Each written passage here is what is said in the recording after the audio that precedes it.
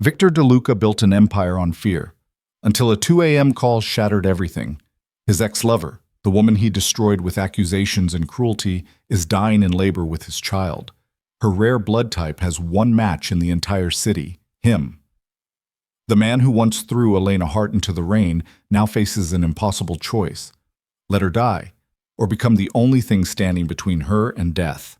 Tonight, the most feared crime boss in the city will discover that some debts can only be paid in blood. Watch until the end, hit that like button, and comment your city below so I can see how far this story travels. The rain came down like punishment. Victor DeLuca stood at the floor-to-ceiling windows of his penthouse, watching the storm turn the city into a drowning maze of neon and shadow. Lightning cracked the sky open, illuminating the empire he'd carved from violence and will. 32 floors below, his territory stretched in every direction. Clubs, docks, politicians, judges, all bound to him by fear or greed or both. His phone vibrated against the marble bar top. Victor didn't move. Calls at 2 a.m. meant blood, betrayal, or opportunity, sometimes all three. He let it ring twice more before crossing the room, his reflection ghosting across rain-streaked glass. Broad shoulders in a tailored shirt, dark hair touched with silver at the temples, and eyes that had forgotten how to soften. Unknown number. He answered without speaking. Mr. DeLuca? The voice was female, young, trembling slightly. This is Mercy Hospital. You're listed as an emergency contact for Elena Hart. The name hit him like a blade between the ribs. Victor's hand tightened around the phone. You have the wrong number. Sir, please don't hang up. Desperation bled through her professional tone. Ms. Hart is in critical labor. There are complications, severe hemorrhaging, and her blood type is extremely rare, a B negative. We've checked every blood bank within 200 miles. Victor said nothing. Outside, the storm screamed against the windows. You're the only match we could locate in our system, the nurse continued, words tumbling faster now. From a donation record 3 years ago. Sir, if we don't get a transfusion in the next 2 hours, we're going to lose both her and the baby. The baby. Victor's world tilted. What baby? Silence stretched like a chasm. The infant, sir. Ms. Hart is 38 weeks pregnant. The child is yours. She has you listed as the father on her medical directive. The nurse's voice cracked. Please, Mr. DeLuca, she's dying. Victor ended the call. He stood motionless in the center of his empire, phone still pressed to his ear, listening to dead air while his mind fractured into 1,000 razor-edged pieces. Elena. Pregnant. Dying. His child. A child he never knew existed. Fighting for life inside a woman he'd thrown away like she was nothing. The woman he'd destroyed. Thunder rolled across the sky like an executioner's drum. Victor moved. He grabbed his jacket, his keys, and was halfway to the elevator when his second-in-command, Marcus, appeared from the security office. Boss, where are you? Not now. Victor's voice could have cut steel. Marcus blocked his path anyway. 20 years of loyalty had taught him when to push. The storm's taken out half the grid. Streets are flooding. Whatever this is, send someone else. Move. Something in Victor's face made Marcus step aside. At least take Dimitri. Take someone. Victor was already in the elevator. Handle things until I get back. The doors closed on Marcus's troubled expression. The parking garage smelled like concrete and rain. Victor's Bentley waited in its reserved spot, black and sleek and utterly useless in a flooding city. He bypassed it for the Range Rover, higher clearance, four-wheel drive, built for exactly this kind of chaos. The engine roared to life. Victor peeled out of the garage and into hell.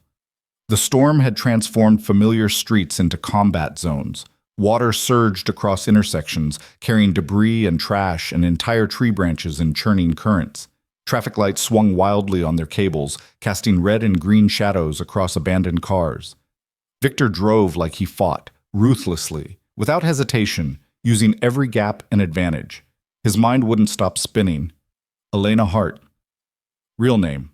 Elena Castellano, before she'd changed it, before she'd erased every trace of the life they'd shared, before he'd given her every reason to disappear. She'd been a graduate student when they met. 24 years old, brilliant, studying art history at the university his family funded. Victor had been 31, newly in control of his father's organization, drowning in blood feuds and succession wars. Elena had been light in his darkness, hope in his brutality, the one pure thing in a world built on corruption. He'd loved her with an intensity that terrified him. And when his enemies whispered that she was betraying him, feeding information to the feds, setting him up for a fall, Victor had believed them. The memory crashed over him with the force of the storm. Elena in their apartment, rain streaming down the windows just like tonight, her eyes wide with shock and hurt as Victor threw documents across the table, bank records, phone logs, meeting times that his paranoia had twisted into evidence. "You're working with them," he'd said, voice cold enough to freeze blood. "Federal agents. You've been feeding them information about my operations." "Victor, no! I would never! Don't lie to me!" He'd grabbed her wrist, not hard enough to bruise, but hard enough to terrify. "I have proof." "Whatever you think you have, it's wrong." Tears streamed down her face. "I love you. I would never betray you." Love. Victor had laughed, bitter and cruel. "You don't know what that word means. You're just like everyone else, trying to use me, destroy me, take what I've built. Please." She'd reached for him, desperate. "Just listen. Get out." Victor had released her wrist like it burned. "Get out of my sight before I do something we'll both regret." "Victor, now!" She'd flinched, actually flinched, like he'd struck her. And then she'd grabbed her coat and run into the rain, and Victor had let her go, convinced he was protecting himself from betrayal. He'd been wrong. 2 weeks later, his security chief had discovered the truth. The evidence had been fabricated by a rival family trying to isolate Victor, to cut him off from anyone who might soften his ruthlessness. Elena had been innocent, completely, utterly innocent. By then, she'd vanished, changed her name, left the city, erased herself from his world. Victor had searched, of course he'd searched, but Elena had learned from the best how to disappear. He'd found nothing but dead ends and silence, and now she was dying, with his child. Victor slammed the accelerator down, hydroplaning through an intersection as the Range Rover's tires fought for purchase. Water sprayed 20 feet into the air. He didn't slow down. Mercy Hospital rose ahead like a beacon, 12 stories of concrete and glass with emergency lights glowing in the storm. The main entrance was chaos. Ambulances lined up 3 deep, paramedics shouting over the wind, patients on gurneys being rushed through automatic doors. Victor abandoned the Range Rover in a loading zone and ran. Inside, the hospital had descended into controlled panic. The lights flickered, backup generators struggling to compensate for the blackout. Nurses rushed past with equipment, doctors barked orders, and somewhere an alarm was screaming about a critical patient in distress. Victor grabbed the first nurse he saw. "Elena Hart. Where is she?" The young woman blinked at him, startled. "Sir, you can't just—" "Where is she?" "4th floor, labor and delivery, but—" Victor was already moving.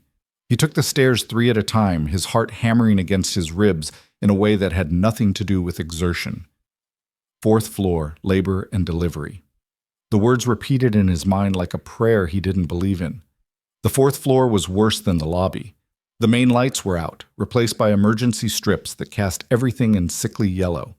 Medical staff moved with urgent efficiency, their faces tight with stress. Victor emerged into a hallway lined with delivery rooms, each one marked with a number and a status light. "Sir!" A security guard stepped into his path. "This is a restricted area." Victor didn't slow down. He simply moved around the man with the fluid grace of someone accustomed to physical confrontation, leaving the guard shouting protests behind him. Room 412. The status light burned red, critical.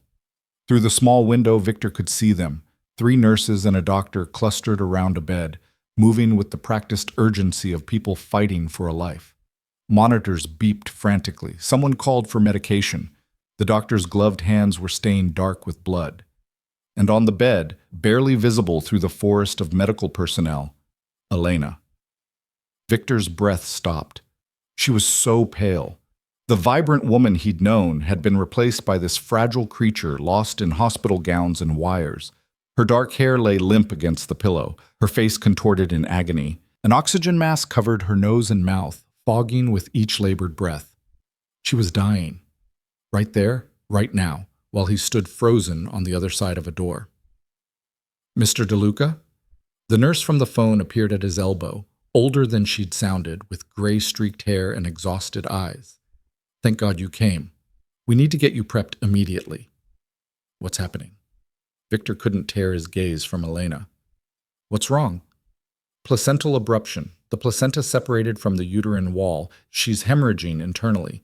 We need to do an emergency C-section, but she's lost too much blood already. The nurse was already pulling him down the hallway. Her pressure's dangerously low. Without a transfusion, her heart could stop on the table. Then give her blood. We don't have her type. A B negative is rare, less than 1% of the population. The blood banks are depleted because of the storm. They'd reached a prep room. The nurse thrust paperwork at him. You need to sign consent forms. We'll take 2 units, maybe 3, depending on what she needs during surgery. Victor scanned the forms without reading them. Take whatever you need. Sir, you should understand the risks. I said take what you need. He signed with savage strokes. How long? 20 minutes to screen and prep your blood. Then they'll take her to surgery. The nurse was already inserting an IV line into his arm with practiced efficiency. You'll need to rest after. I'm not resting. Mr. DeLuca, a 3-unit donation is significant. I don't care. Victor met her eyes with the full weight of his authority. You'll do what needs to be done, and I'll be fine. Focus on her. The nurse hesitated, then nodded. She'd seen enough in her career to recognize when arguing was pointless. The next 20 minutes crawled by like hours. Victor sat in the prep room while machines extracted his blood, filling bag after bag with the dark red fluid that might keep Elena alive. Through the door, he could hear the organized chaos of the hospital, alarms, announcements, the constant rush of footsteps. And once, clear as a knife, Elena's scream. It cut through walls and distance and 3 years of silence. Victor's hands clenched on the arms of the chair, hard enough to make the metal creak. The nurse monitoring his donation looked at him with something like pity. She's strong, the woman said quietly. She's fighting. Victor said nothing. What was there to say? That he'd broken that strength 3 years ago? That he'd taken her fight and turned it against her until she had no choice but to run? The machines beeped, another bag filled. Mr. DeLuca? A different voice. Victor looked up to find a surgeon in the doorway, tall, gray-haired, with the kind of steady hands and calm eyes that came from decades in operating rooms. I'm Dr. Sarah Chen. I'll be performing Miss Hart's C-section. Victor stood. The nurse protested, but he ignored her. Is she going to make it? Dr. Chen's pause told him everything. I'm going to do everything in my power to save both her and the baby. But you need to understand she's in critical condition. The hemorrhaging is severe. Even with the transfusion, there's significant risk. What kind of risk? Cardiac arrest? Stroke? Organ failure? The doctor's voice was gentle but unflinching. The baby's in distress as well. Prolonged oxygen deprivation. We won't know the extent of any damage until after delivery. Victor felt the floor shift beneath him. Tell me the odds. I don't deal in odds, Mr. DeLuca. I deal in possibilities. Dr. Chen glanced at the blood bags. What you're doing right now, that's possibility. That's a fighting chance. The rest is up to her. The lights flickered. Somewhere in the hospital, a generator coughed. Dr. Chen's expression tightened. We need to move now, before we lose more power. She turned to the nurse. Get those bags to the OR. I want her prepped in 5 minutes. Everything happened fast after that. Medical staff materialized from hallways and offices, moving with the coordinated precision of a pit crew. Victor was released from the donation chair, dizzy, lighter, but driven by something far stronger than blood loss. He followed the organized chaos to the surgical wing, watching through observation windows as Elena was wheeled into the OR. They'd stripped away everything but her humanity. No jewelry, no makeup, no pretense. Just a woman fighting for her life and her child's life with every labored breath. The medical team surrounded her like armor, checking monitors, adjusting IVs, preparing instruments that gleamed under the surgical lights. Victor's blood hung from a pole beside her bed. "Sir, you can't be in here." A nurse tried to guide him out.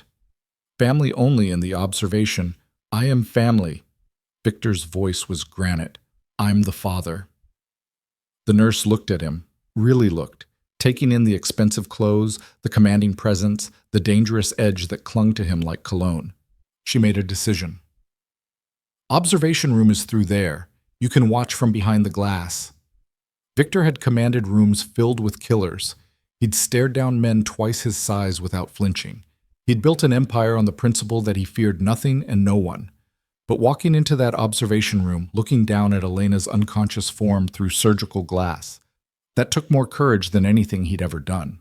Dr. Chen was already at work, her team moving in synchronized silence. A nurse administered anesthesia.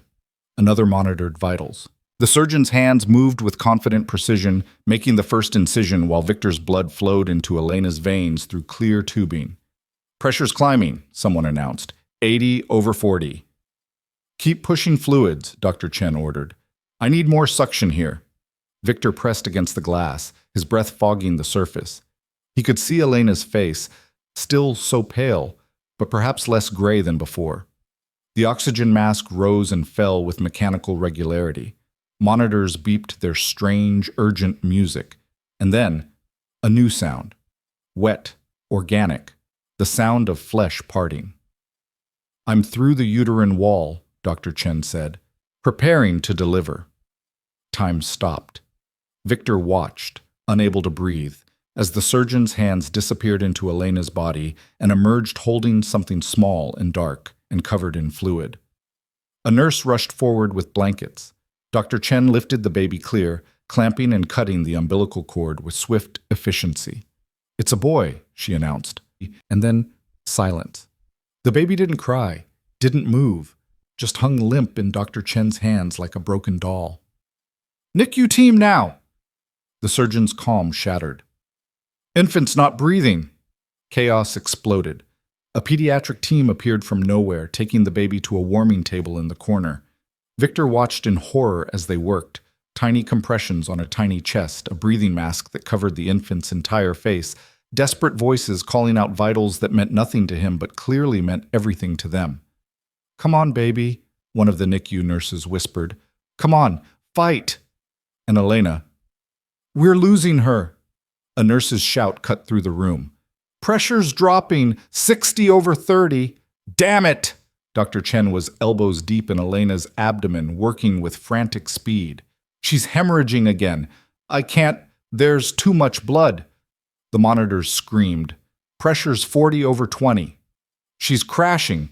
Get me more blood, now!" But there was no more blood. Victor had given everything he could safely give. The bags hung empty beside Elena's bed, their contents already inside her, already not enough. Victor slammed his hand against the glass. "Use mine. Take more." No one heard him, or if they did, they were too busy trying to save a life to respond. "V-fib," someone shouted. "She's coding." The heart monitor's steady beep dissolved into a single, endless shriek. Dr. Chen grabbed the defibrillator. "Charging to 200! Clear!" Elena's body jerked on the table. The monitor kept screaming. "Again! Clear!" Another jolt, another failure. And in the corner, the NICU team worked with equal desperation on a baby who still hadn't drawn breath, whose tiny body remained terrifyingly still despite everything they did.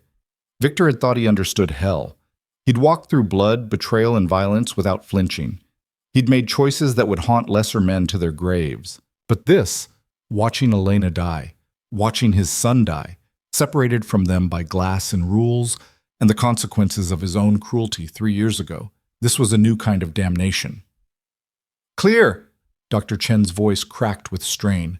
The defibrillator discharged, Elena's body convulsed, and the monitor beeped, once, twice, weak and thready, but there. "We have sinus rhythm." A nurse's voice was ragged with relief. "Pressure's rising, 50/30, 60/35.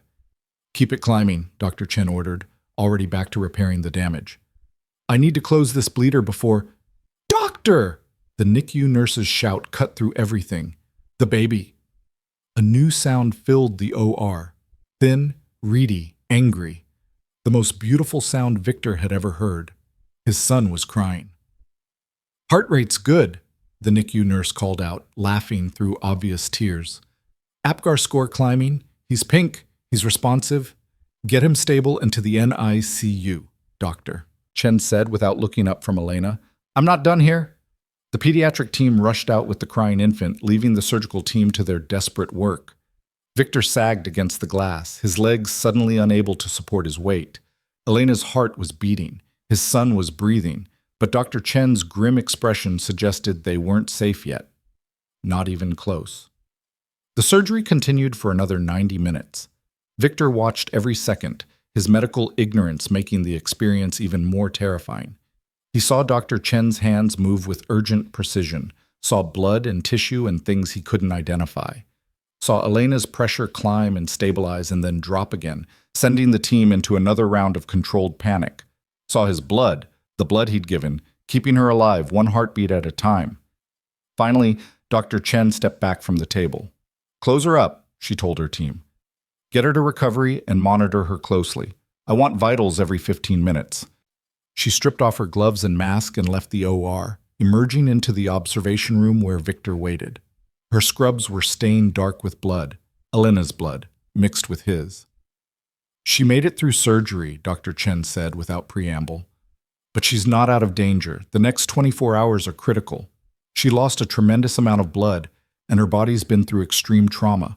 There could be complications, infection, clotting issues, organ damage from the hypotension." "But she's alive." Victor's voice was raw. "Yes, thanks largely to you." The doctor studied him with open curiosity. 3 units is a significant donation. You saved her life tonight, Mr. DeLuca." Victor shook his head. "I destroyed it 3 years ago. This is just debt." Dr. Chen's expression softened slightly. "The baby's in the NICU. He's small, 5 pounds, 2 ounces, and he had a rough start, but he's breathing on his own and his vitals are strong. You can see him if you'd like." A son. Victor had a son. The concept refused to feel real. "Can I see her first?" he asked. "Elena." "She's in recovery, unconscious, probably will be for several hours." Dr. Chen hesitated. "Mr. DeLuca, I don't know your relationship with Mrs. Hart, but there is no relationship." Victor's laugh was bitter. "I made sure of that." "Well?" The doctor gestured toward the hallway. "She's going to need someone when she wakes up. Someone who isn't trying to take her blood pressure or check her incision. Just think about that." She left him there, alone in the observation room, staring at the now empty OR. Victor's phone had buzzed 17 times during the surgery. He ignored it. Marcus and the Empire and everything else could wait. For the first time in 3 years, nothing mattered except this, except the woman in recovery and the child in the NICU, and the weight of everything he'd broken settling onto his shoulders like stones. The recovery room was quiet. Curtains divided the space into small cubicles, each one containing a patient and a forest of monitoring equipment. Elena was in the corner, as far from the nursing station as possible. Privacy, Victor realized. They'd given her privacy. He pulled aside the curtain and stopped breathing. She looked so small in the hospital bed. IVS ran into both arms. Monitors tracked her heart rate, her oxygen, her blood pressure. A drain tube snaked out from beneath the blankets, collecting fluids into a bag that Victor tried not to look at. Her face was still too pale, but there was color in her lips now, faint, but there. Victor pulled up a chair and sat beside her. He'd forgotten how beautiful she was. Time and distance had blurred his memories, turning Elena into an abstract concept, the woman he'd wronged, the ghost he couldn't escape. But here, real and breathing and fragile, she was devastatingly human. Her hand lay on top of the blanket, small and still. Victor reached for it, then stopped. He had no right. No right to touch her, to comfort himself with her warmth, to pretend the past 3 years hadn't happened. But he took her hand anyway. Her fingers were cold.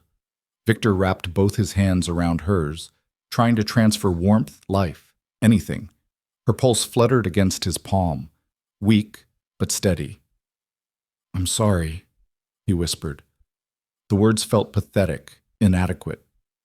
I'm so sorry, Elena, for everything.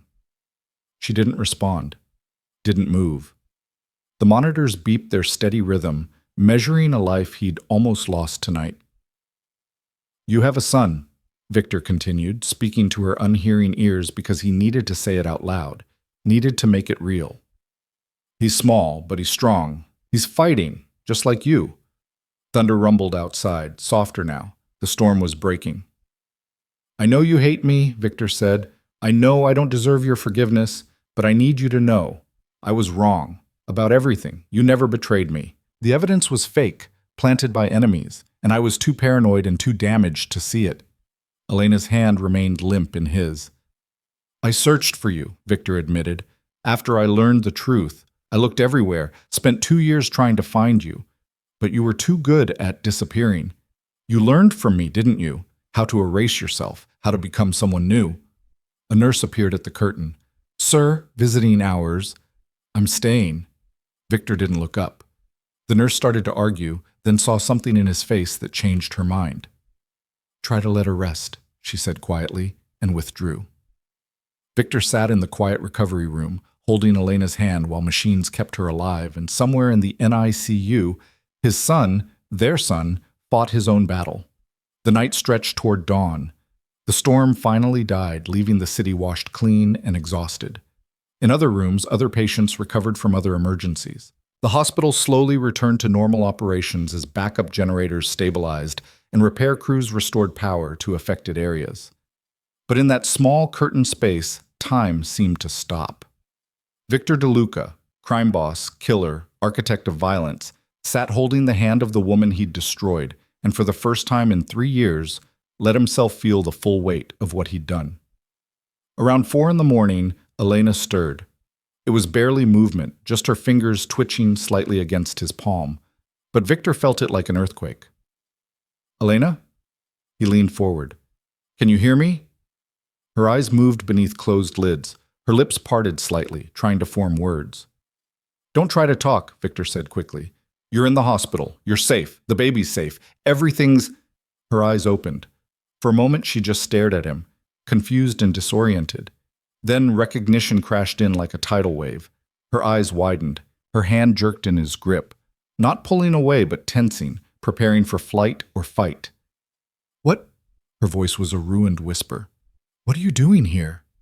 Victor's carefully prepared speeches evaporated. They called me. Your blood type. They needed a donor, and I was the only match they could find. Elena's free hand moved to her stomach, finding it flat beneath the blankets. Panic flooded her face. The baby's fine, Victor said quickly. He's in the NICU. He's small, but he's breathing on his own. He's going to be okay. He? Tears spilled down her cheeks. I have a son. We have a son. The words felt strange in Victor's mouth. 5 pounds, 2 ounces. They say he's strong. Elena closed her eyes, and the tears came harder. Victor didn't know what to do, how to comfort her, whether he even had the right to try. So he just held her hand and let her cry, watching her shoulders shake with sobs that had to hurt her surgical incision. Finally, she looked at him again. The tears had stopped, replaced by something harder, something that cut more than any blade. Why are you still here? She asked. You gave blood. You did your duty. You can leave now. Elena, don't. Her voice was still weak, but the steel underneath was unmistakable. Don't say my name like you have the right. Don't sit there holding my hand like we're anything to each other. Victor released her hand. You're right. I don't have the right. But I need you to know that you were wrong? Elena's laugh was broken glass. That the evidence was fake? That you're sorry? She turned her head away, staring at the curtain. One of your men already told me, 6 months ago. He found me, explained everything, offered me money to keep quiet about the baby. Victor's blood went cold. What? Marcus, I think his name was. Very polite, very professional, very clear about what would happen if I tried to contact you or make any claims. Elena's voice was flat, emotionless. I told him I wanted nothing from you. Not money, not protection, not acknowledgement, Nothing. I didn't send him. Victor's mind raced. Marcus had known. For 6 months, Marcus had known Elena was pregnant, and he'd paid her off without saying a word. I swear to you, I had no idea. It doesn't matter. Elena finally looked at him again, and the emptiness in her eyes was worse than hatred. You broke me 3 years ago, Victor. You took everything I was and destroyed it because you were too damaged to trust, too paranoid to listen. I rebuilt myself from nothing, changed my name, moved to a new city, started over completely. I know. You don't know anything. Her voice cracked. You don't know what it was like being thrown away like garbage, being called a liar and a traitor by the only person you'd ever loved. You don't know what it took to survive that. Victor felt each word like a physical blow. You're right. I don't know. But I want to. I want to understand. It doesn't matter what you want. Elena's hand moved to the call button. I want you to leave. Now. Elena, please. Get out! Her voice rose, and immediately the monitors started beeping frantically. Get out! Get out! Get out! A nurse rushed in. Sir, you need to leave. You're upsetting the patient. I'm not leaving her. Security, the nurse called. I need security and recovery. Victor stood, hands raised in surrender. Elena had curled into herself, one hand pressed to her incision, the other clutching the blanket. She wouldn't look at him, wouldn't acknowledge his presence except to shake with barely controlled rage or pain or both. I'll go, Victor said quietly. But Elena, I'm not leaving the hospital, not until I know you're both safe. She said nothing, just kept her face turned away while security guards appeared in the recovery room doorway. Victor left without resistance. The guards escorted him to a waiting area and made it clear he wasn't to return to recovery without permission. He didn't argue, didn't threaten, just found a chair in the corner and sat, pulling out his phone with hands that shook slightly. 17 missed calls from Marcus. Victor dialed. His second answered on the first ring. Boss, thank God, where are you? The storm knocked out. You paid off Elena. Victor's voice was ice. 6 months ago, you found her, you discovered she was pregnant with my child, and you paid her to keep quiet, didn't you? Silence. Then, Boss, I can explain. Can you? Victor asked softly. Can you explain why you kept this from me for half a year? Why you made decisions about my life, my child, without my knowledge or consent? I was protecting you, Marcus said. She disappeared for a reason. If she'd wanted you in her life, in the baby's life, she would have reached out. I thought, you thought wrong. Victor ended the call. He sat in the waiting room while the hospital came alive around him. Shift changes, breakfast carts, doctors making rounds. At 6 a.m., a NICU nurse found him and asked if he'd like to see his son. Victor followed her to the neonatal intensive care unit, a hushed, dimly lit space filled with small plastic cribs and the soft beeping of monitors. The nurse led him to an incubator in the corner where a tiny infant lay swaddled in blankets and wired to machines. He's doing very well, the nurse said softly, breathing room air, maintaining his temperature, taking to bottle feeding. You can touch him if you'd like. Victor stared at the baby through the plastic, his son. So small, so fragile. Dark hair like Elena's, visible even wet and matted, tiny hands curled into fists no bigger than walnuts. Does he have a name? The nurse asked. I don't know. Victor realized he knew nothing. Not if Elena had chosen a name, not what she'd planned, not anything about the life she'd built without him. She never told me she was pregnant. The nurse's expression softened with understanding. Would you like to hold him? Victor's first instinct was to refuse. He had no right, no experience, no idea how to hold something so small and breakable. But he nodded. The nurse opened the incubator and lifted the baby with practiced care, settling him into Victor's arms with quiet instructions about supporting the head, keeping him warm, being gentle. The infant weighed nothing, a handful of bones and warmth and potential. And then the baby opened his eyes. They were dark, unfocused, already trying to make sense of the world. The infant stared up at Victor with the kind of absolute trust that only the truly innocent possess. And something in Victor's chest cracked open. This was his son, his child, a life he'd helped create but had no part in protecting, nurturing, or knowing. A boy who would grow up without him unless Victor found a way to fix the unfixable. Hey, Victor whispered, the word catching in his throat. Hey, little one. I'm your father. I know that doesn't mean much right now, but the baby yawned, tiny and perfect, and nestled deeper into Victor's arms. I'm going to try, Victor continued, speaking promises he didn't know if he could keep. I'm going to try to be better than I was, better than what I did to your mother. I don't know if she'll let me anywhere near you, but I'm going to try. The baby's eyes drifted closed. His breathing evened out into the peaceful rhythm of sleep. Victor sat in the NICU for an hour, just holding his son, while around them other parents kept their own vigils over their own fragile miracles. Finally, the nurse indicated it was time to return the baby to the incubator. Victor surrendered his son with reluctance and returned to the waiting area. His phone buzzed. A text from the hospital. Elena Hart has been moved to a private room, room 437. Victor took the elevator to the 4th floor. Room 437 was at the end of a quiet hallway, away from the main nursing station. Private, secure. The kind of room reserved for patients who needed protection or privacy. He raised his hand to knock, then hesitated. What right did he have to disturb her? She'd made her position clear. She wanted nothing to do with him, wanted him gone, erased, removed from her life the way he'd removed her from his 3 years ago. But his son was in the NICU. Elena was recovering from surgery, and whether she liked it or not, they were bound now, by blood, by the child they'd created, by the weight of history that couldn't be undone. Victor knocked. Come in. Elena's voice still weak but clearer than before. He opened the door. The private room was nicer than recovery. Larger, with a window showing the rain-washed city, a comfortable chair, a small bathroom. Elena sat propped up in bed, an untouched breakfast tray on the table beside her. She'd changed into a clean gown. Someone had brushed her hair. She looked at him with no expression whatsoever.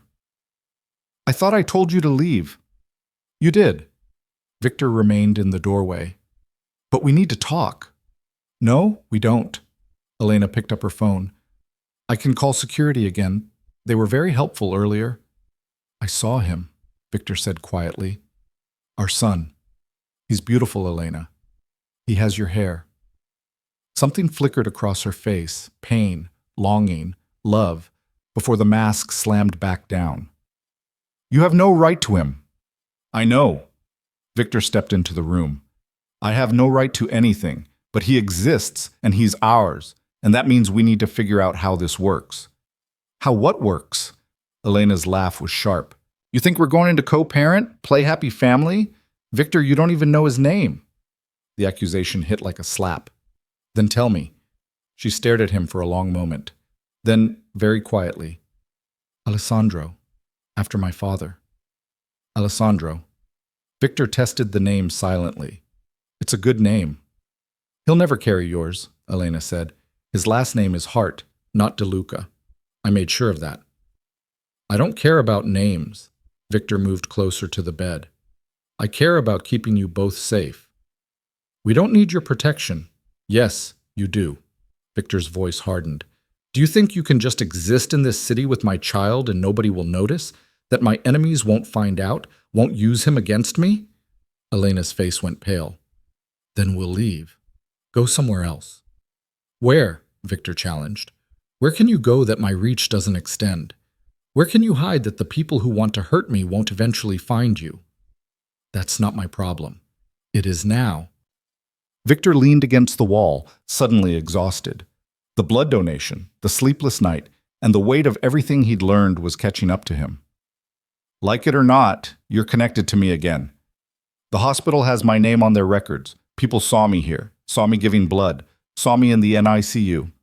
By tomorrow, every family in the city will know I have a son. Elena pressed her hand to her mouth, eyes wide with fear.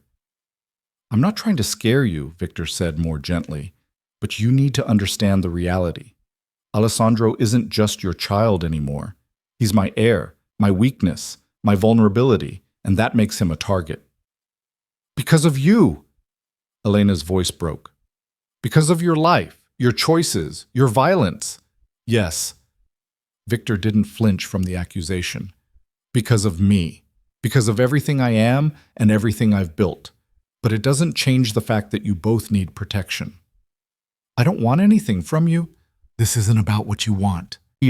Victor's control finally cracked. This is about reality. This is about the fact that in 48 hours, every criminal organization on the East Coast will know I have a son, and they'll be calculating how to use that information against me. This is about keeping you and Alessandro alive. Silence fell between them, thick and tense. Outside, the sun was finally breaking through the storm clouds, casting weak light across the city. "What do you want?" Elena asked finally. "Really?" Victor met her eyes. "A chance. That's all.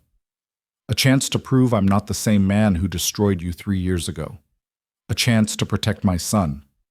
A chance to—" He stopped. "To what?" "To earn your forgiveness," Victor finished quietly. "Even though I don't deserve it." Elena looked away, blinking back tears. "I can't do this right now. I just had major surgery. My son is in the NICU. I haven't slept in—" She checked the clock. 36 hours. I can't make decisions about the rest of our lives right now." "Okay." Victor straightened. "Then rest. Recover. Be with Alessandro. But Elena, let me help. Let me make sure you're both safe while you figure out what comes next. And if I say no, then I'll respect your decision," Victor said. "But I'll still protect you from a distance. You might not want my help, but you're going to have it whether you like it or not." It wasn't a threat. It was a promise. And from the way Elena's expression shifted, she understood the difference. "I need to think," she said finally. "Take all the time you need." Victor moved toward the door. "I'll be here, for as long as it takes." He left before she could respond, closing the door gently behind him. In the hallway, Victor leaned against the wall and allowed himself one moment of weakness. His hands were shaking, his head was spinning. The enormity of the past 12 hours was threatening to crush him. He had a son. The woman he'd loved and destroyed was alive. And he'd just committed himself to a course of action that would change everything: his empire, his enemies, his entire life. His phone buzzed. Marcus. Victor silenced it without looking. Then he walked back to the NICU, where Alessandro slept peacefully in his plastic crib, unaware of the storm he'd been born into, unaware of the father watching him through the glass with something that might have been hope. Outside, the city came alive with morning, car horns, sirens, the rhythms of life continuing as if the world hadn't shifted on its axis. But in Mercy Hospital, in the space between a recovery room and a NICU, the future hung suspended, waiting. The morning sun felt like an accusation. Victor stood at the NICU observation window, watching nurses tend to Alessandro through the glass. 48 hours had passed since the storm, since the desperate race through flooded streets, since he'd rolled up his sleeve and turned his blood into a lifeline. 48 hours, and the world had already started to shift beneath his feet. His phone had been ringing constantly. Marcus, Dimitri, the lawyers, business associates who'd heard rumors and wanted confirmation. Victor had ignored them all, maintaining his vigil between Elena's room and the NICU, like a ghost haunting the spaces he'd destroyed. Elena hadn't asked him to leave again, but she hadn't asked him to stay either. The NICU nurse, Janet, he'd learned her name, approached with a knowing smile. "He's doing wonderfully, Mr. DeLuca. Gaining weight, temperature stable. Dr. Morrison says if he continues like this, we might be able to move him out of intensive care by tomorrow." "That's good," Victor said, though the words felt inadequate. Everything felt inadequate lately. "His mother was here earlier," Janet continued, adjusting Alessandro's blanket through the incubator ports. "Around 5 this morning. She sat with him for 2 hours. Victor's chest tightened. "How is she?" "Recovering well, physically. The incision's healing nicely. No signs of infection." Janet paused meaningfully.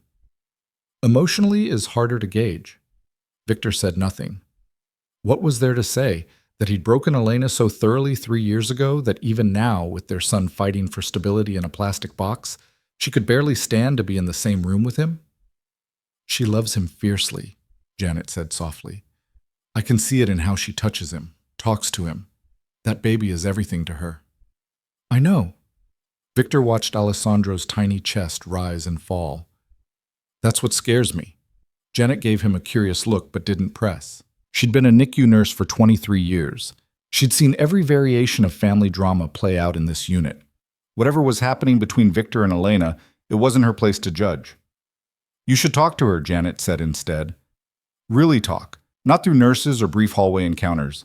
Sit down and figure out what comes next. She doesn't want to talk to me. Maybe not, but she will, eventually, for his sake. Janet nodded toward Alessandro. That little boy is going to need both his parents, Mr. DeLuca. Whatever happened between you two, whatever damage was done, you're going to have to find a way past it. Victor knew she was right, but knowing and doing were separated by a chasm of guilt and regret 3 years wide. His phone buzzed again. This time, the caller ID made him answer. Talk, he said curtly. Boss, we have a problem. Dimitri's voice was tight with tension. Castellano's crew knows. About the baby. About Elena. Ice flooded Victor's veins. Castellano, one of the rival families, small but vicious, always looking for leverage. How? Hospital records. They have someone on staff, probably in billing or admin. They accessed Elena's file, saw your name listed as emergency contact and father. Dimitri paused. It gets worse. They've been asking questions. Where she lives, where she works, whether she has family in the city. Victor's free hand clenched into a fist. Put surveillance on her apartment. 24-hour detail. No one gets close. Already done. But boss, her place isn't secure. Garden-level apartment, single entrance, minimal security. If they want to send a message, then we move her. Victor's mind raced through options. The penthouse has security, multiple exits, armed guards in the lobby. You think she's going to agree to live with you? Dimitri's skepticism was palpable. I don't care if she agrees. Her safety isn't negotiable. Victor glanced toward Elena's room. I'll handle it. You make sure the penthouse is ready. Extra security protocols, baby-proof the guest rooms, hire a nurse if we need one. Boss, you sure about this? Bringing them into your home? That's not just protection, that's... Do it, Victor ordered, ending the call. He stood in the hallway for a long moment, gathering himself. Elena would fight this. She'd see it as control, manipulation, another way for Victor to dominate her life. And maybe she wouldn't be entirely wrong, but he'd watched her flatline on an operating table. He'd held their son while machines kept him alive. He wasn't going to lose them to some territorial power play by a third-rate crime family. Victor knocked on Elena's door. Come in. She was sitting up in bed, looking stronger than she had yesterday. Color had returned to her face. Her dark hair fell loose around her shoulders instead of matted against the pillow. She changed into her own clothes, soft pants and a sweater that hung loose around her post-pregnancy body. She looked at Victor without expression. Let me guess. You need to talk. We have a problem. Victor closed the door behind him. Castellano knows about Alessandro. Elena's face went white. How? Hospital records. They have someone inside. Victor moved to the window, checking the parking lot 4 stories below out of habit. They're gathering information, asking questions about you. Oh, God. Elena's hand trembled as she pressed it to her mouth. What do they want? Leverage. Information. A way to hurt me. Victor turned to face her. It doesn't matter what they want. What matters is keeping you and Alessandro safe. By doing what? Elena demanded. Hiring bodyguards? Putting me under surveillance? Victor, I have a life, a job, an apartment. Not anymore. Victor's voice was flat. You're moving to the penthouse. Today. The silence that followed was deafening. Excuse me? Elena's voice was dangerously quiet. It's not a request. Your apartment isn't secure. You're vulnerable there. The penthouse has... I don't care what the penthouse has. Elena struggled to stand, wincing at the pull on her incision. You don't get to make decisions about my life. Victor crossed the room in 3 strides, steadying her with a hand on her elbow. Sit down before you tear your stitches. Don't touch me. But she let him guide her back to the bed, breathing hard from the brief exertion. This isn't about control, Victor said, releasing her immediately. This is about reality. Castellano's crew are animals. They don't follow codes or rules. If they decide to use you to get to me, then that's your fault. Elena's eyes blazed. Your enemies, your violence, your world. I didn't ask for any of this. No, you didn't. Victor's voice softened. But you have it anyway. Alessandro has it.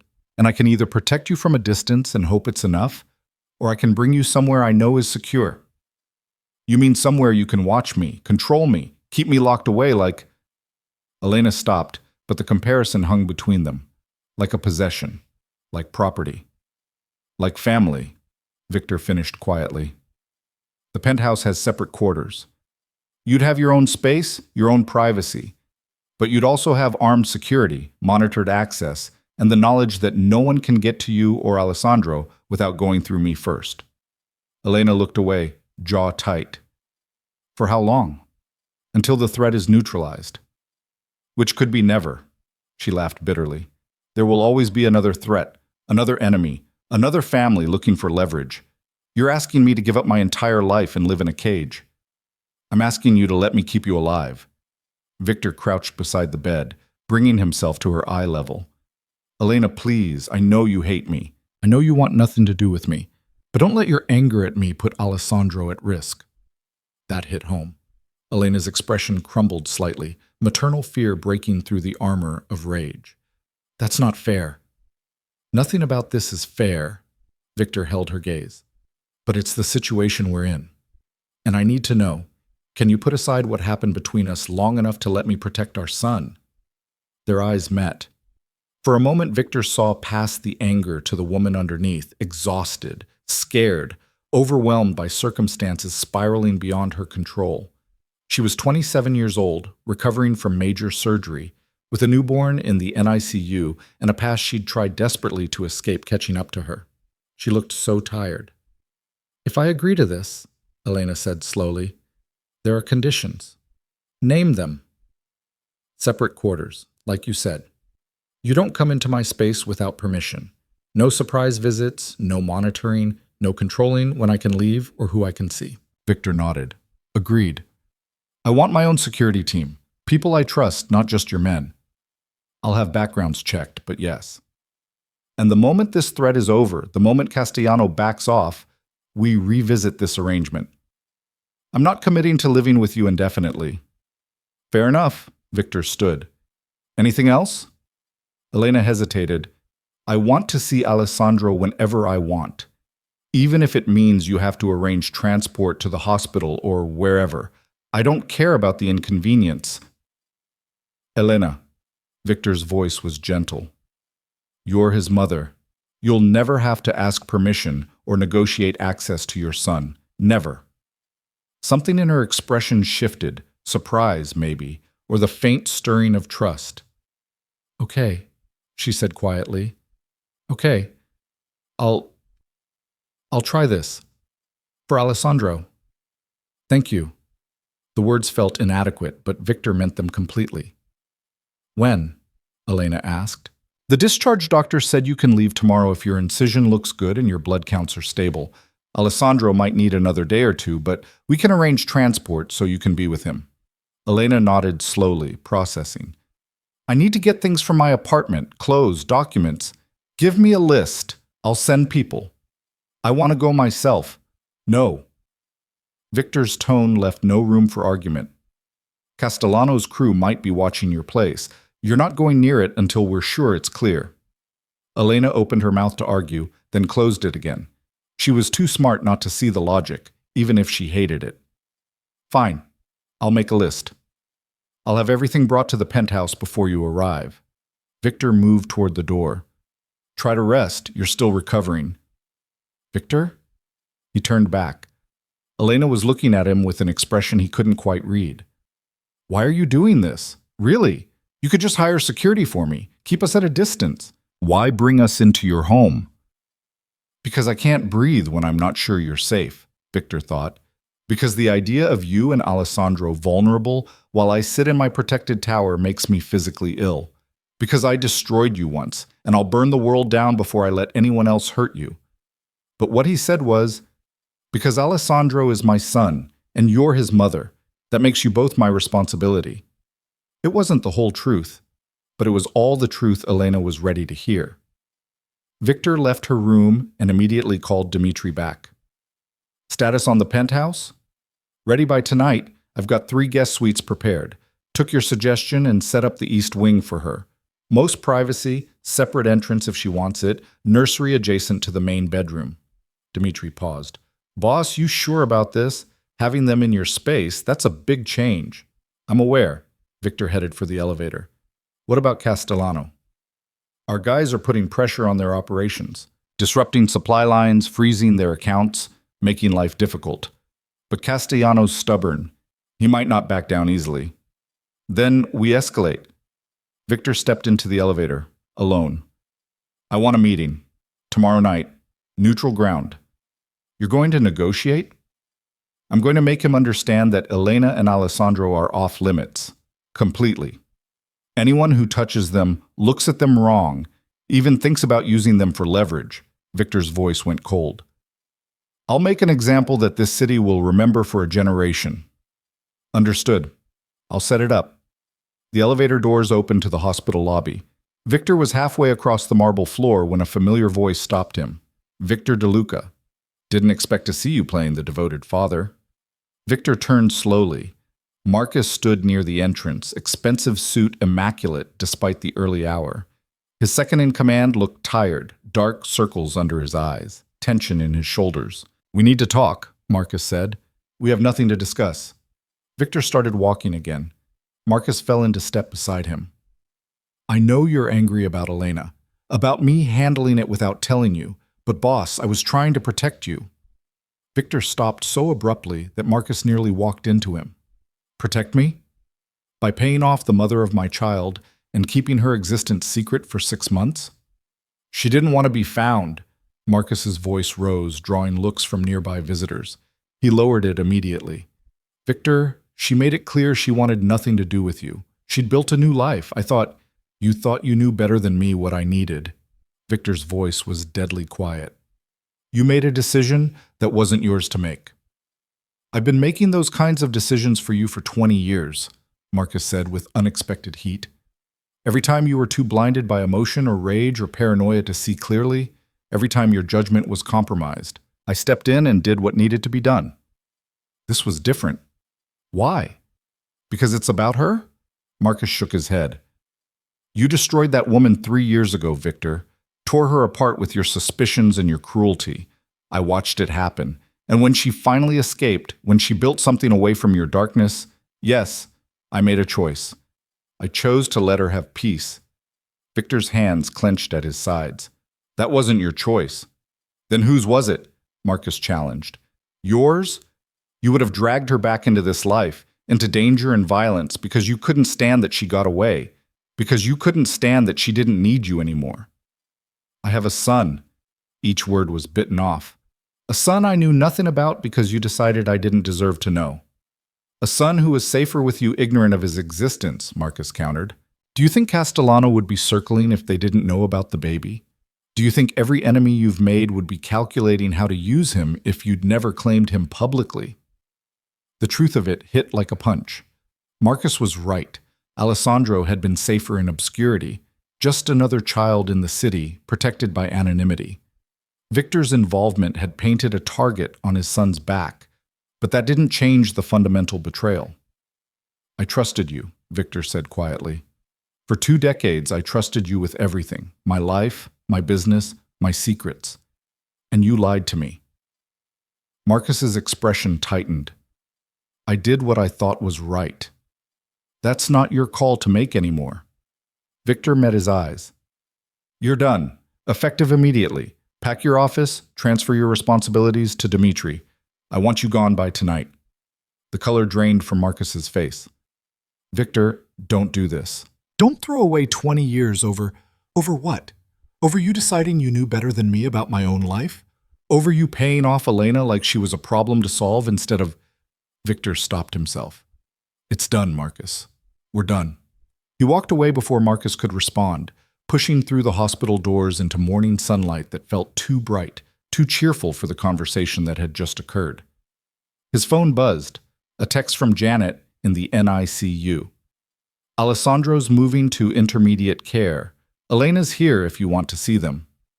Victor changed direction, heading back into the hospital. The NICU was on the 3rd floor. He took the stairs, needing the physical exertion to burn off the adrenaline from confronting Marcus. The intermediate care nursery was less intense than the NICU. Fewer machines, more natural light, cribs instead of incubators. Alessandro had been moved to a corner spot, where Elena sat in a rocking chair beside him, her hand through the crib bars touching his tiny foot. She looked up when Victor entered, and something in her expression made him stop. "They're moving him," she said softly. "Janet says maybe 2 more days and we can take him home." Home. The word hung between them, undefined and weighted with implications. Victor approached slowly, giving Elena space to object. She didn't. He stood on the other side of Alessandro's crib, looking down at his son. The baby had grown in just 2 days. Not much, but visibly. His color was better. His breathing steady and strong. "He looks like you," Elena said unexpectedly. Victor glanced at her in surprise. "I thought you said he had your hair." "He does, but the shape of his face, his chin, that's all DeLuca." A faint smile ghosted across her lips.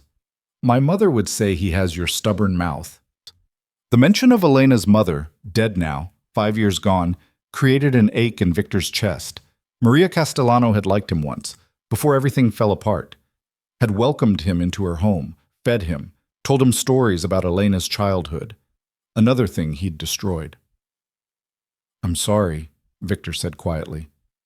"About your mother. I should have been there for the funeral." "You didn't know she died." Elena's voice was neutral. "I didn't tell anyone, just handled it myself." "You shouldn't have had to handle it alone." "I handled a lot of things alone." Elena pulled her hand back from Alessandro's crib. "You learn to when there's no one else." The accusation was gentle but unmistakable. Victor absorbed it without defense. "The penthouse is ready," he said instead, "whenever you're discharged. The East Wing has been prepared for you. 3 rooms, private bathroom, separate entrance if you want it. Dimitri set up a nursery adjacent to your bedroom." Elena's jaw tightened. "I'm still not sure about this." "I know, but it's the safest option we have right now." "Safe for Alessandro, you mean? Or safe for you?" Elena looked at him directly.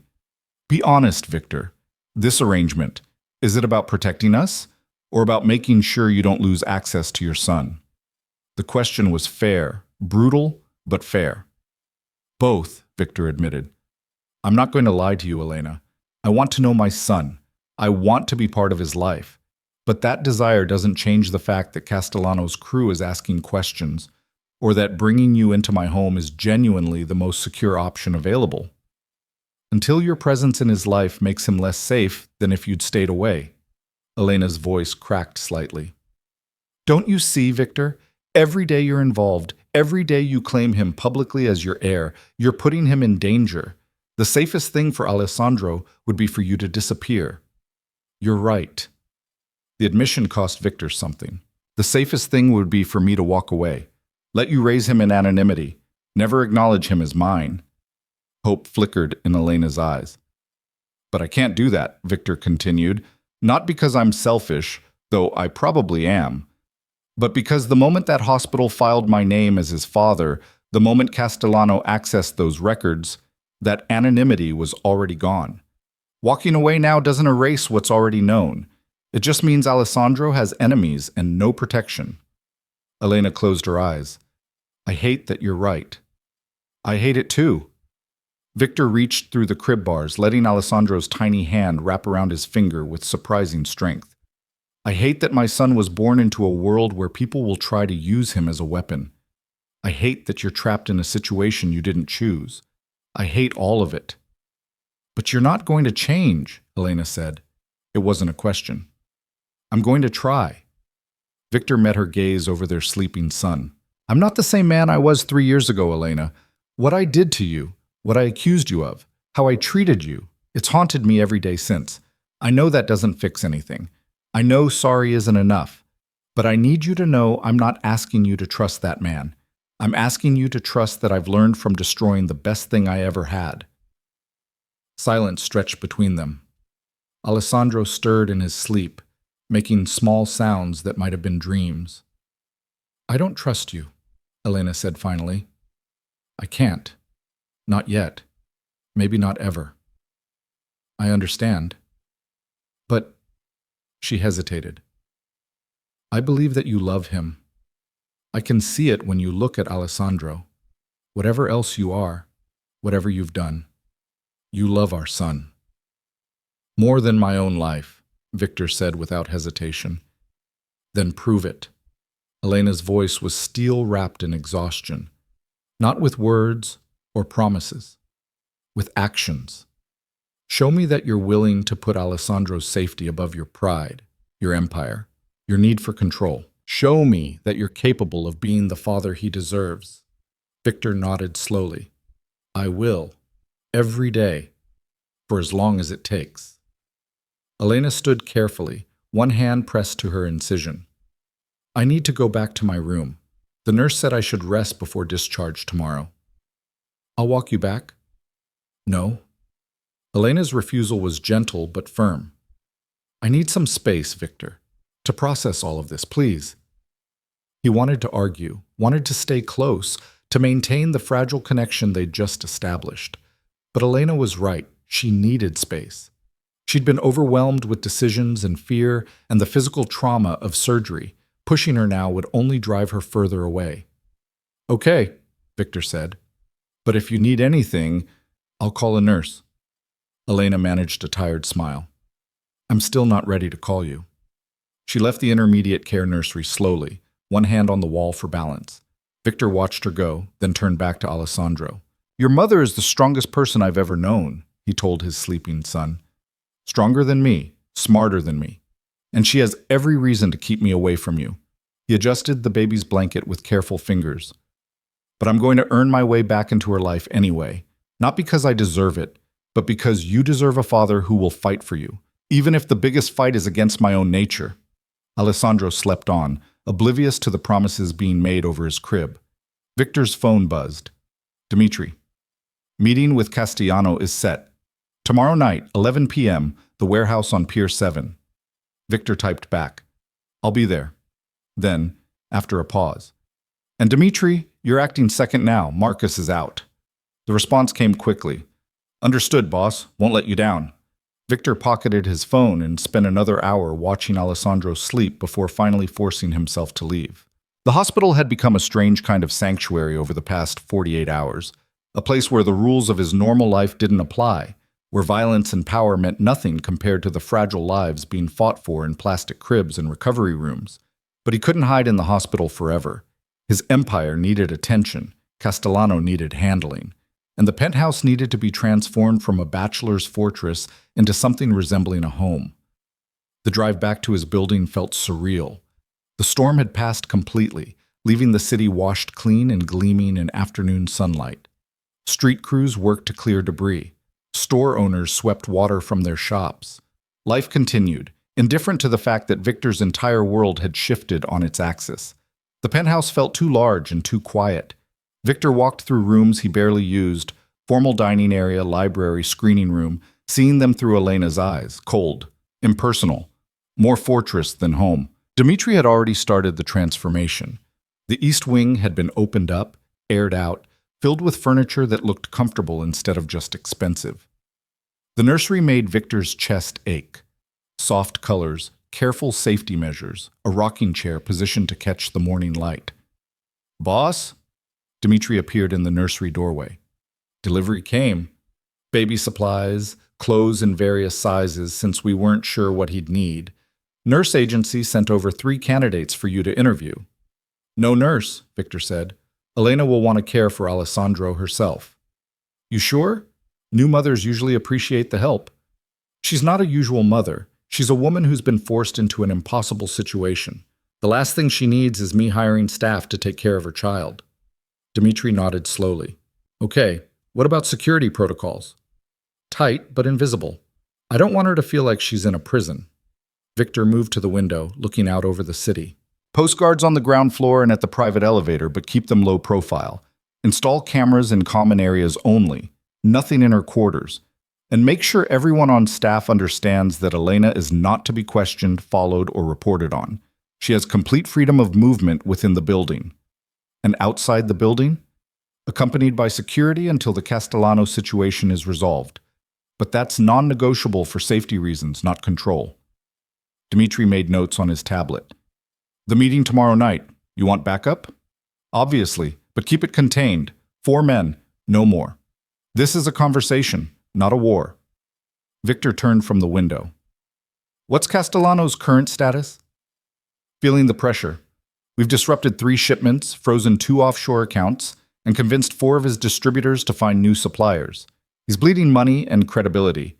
Dmitri smiled grimly. He'll come to the table ready to negotiate. Good, because the only acceptable negotiation is complete capitulation. Elena and Alessandro are untouchable. Any family that violates that... Victor's voice went cold. I'll erase them from the map. Understood, boss. After Dmitri left, Victor stood alone in the nursery, imagining it filled with life. Alessandro in the crib, Elena in the rocking chair, maybe reading or singing, the sound of a baby crying, laughing, growing. It felt impossible, like something from someone else's life. But it was his life now. For better or worse, he'd claimed it by giving blood, by showing up, by refusing to walk away, even when walking away would have been easier for everyone. His phone rang. Unknown number, Victor answered. Yes? Mr. DeLuca? A woman's voice, professional and brisk. This is Sarah Chen. I'm calling about Elena Hart's discharge tomorrow. Is there a problem? No, everything looks good for discharge, but I wanted to discuss post-operative care. She'll need monitoring for the next 2 weeks. Incision checks, pain management, signs of infection. Typically, we recommend home health visits. She'll be staying with me, Victor interrupted. Whatever care she needs, I'll arrange it. Dr. Chen paused. Mr. DeLuca, I don't know the specifics of your relationship with Miss Hart, but I need to be clear about something. She's been through significant trauma, physical and emotional. She needs rest, support, and minimal stress. Whatever situation you're bringing her into, it needs to prioritize her recovery. It will. Victor's voice was firm. She'll have her own space, complete privacy, and access to whatever medical care she needs. I'm not bringing her into my home to control her, doctor. I'm bringing her here to keep her safe. Another pause. Safe from what? Victor considered how much to reveal. From people who would use her to hurt me. That's all you need to know. I see. Dr. Chen's tone cooled slightly. Well, Ms. Hart is an adult capable of making her own choices. But if I have any concerns about her recovery environment, I won't hesitate to intervene. I wouldn't expect anything less. Victor ended the call. The rest of the afternoon passed in a blur of preparations. Dmitri coordinated security rotations. Staff brought in supplies. Victor personally checked every lock, every camera, every possible point of entry to the East Wing. If Elena was going to be here, if Alessandro was going to be here, then this building needed to be impenetrable. By evening, everything was ready. The East Wing looked less like a guest area and more like a home. Warm, comfortable, safe. The nursery was stocked with everything a newborn might need. Elena's rooms had been furnished with care, balancing privacy with comfort. Victor stood in the main living area of the East Wing, surveying his work. It still wasn't enough. Nothing would be enough to make up for what he'd done, what he'd destroyed. But it was a start. His phone buzzed, a text from Elena. They're discharging me tomorrow at 10 a.m., Alessandro 2 days later. Victor typed back, I'll have the car ready. Do you need anything before then? The response took several minutes. No, just make sure the nursery is really safe. Please. I promise, Victor sent back. He'll be protected. Both of you will. No response came. Victor didn't expect one. That night, alone in his too large penthouse, Victor stood at the windows and looked out over the city he controlled. Somewhere out there, Castellano was plotting.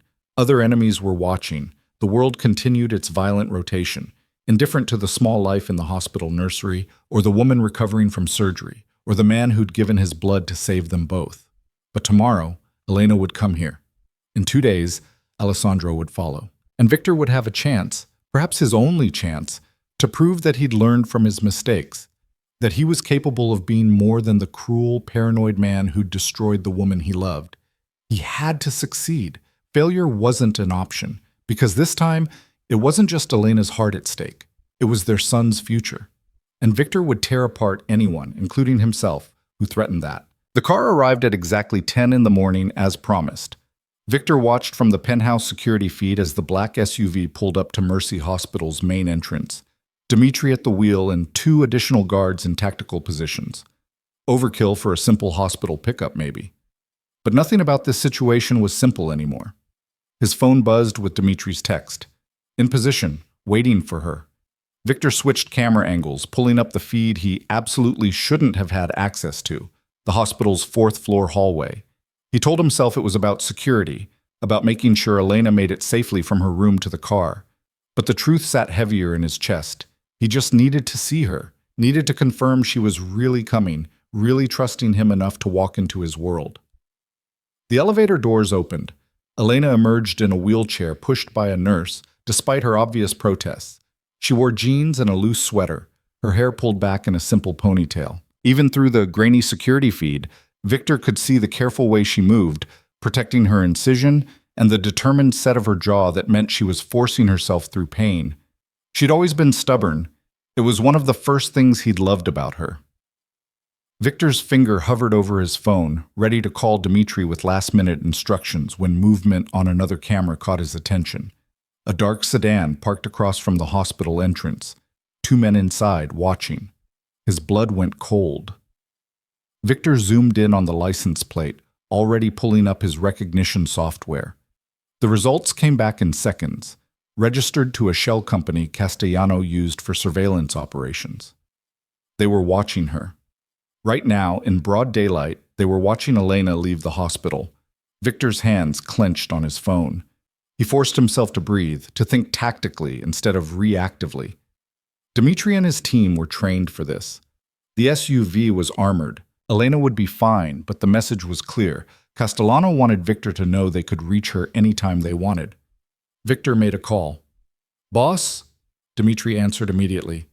"Dark sedan, 11 o'clock from your position. 2 men inside, Castellano's surveillance." Victor kept his voice level.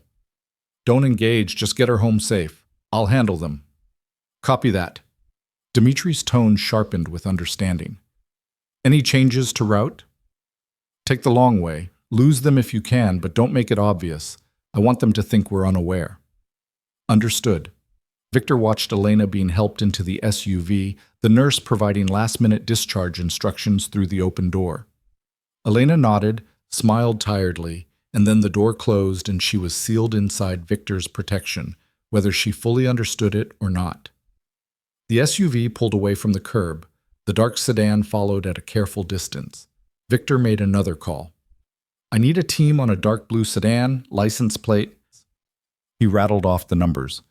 "Follow them back to wherever they're staging. I want locations, personnel count, and surveillance setups. Don't spook them. Just gather intelligence." "On it, boss."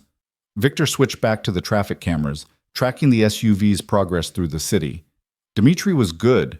He varied speed, changed lanes unpredictably, took turns that seemed random, but slowly widened the gap between them and their tail. By the time they reached Victor's building, the sedan had dropped back several blocks, maintaining visual but clearly outmatched. The SUV disappeared into the building's underground garage. Victor finally allowed himself to exhale. His private elevator chimed.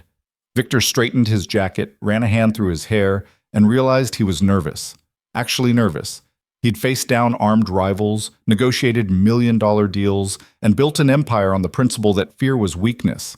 But the idea of Elena walking into his home, judging his preparations, deciding whether this arrangement was tolerable, that terrified him more than any gun ever had. The elevator doors opened. Elena stepped out slowly, one hand braced against the wall.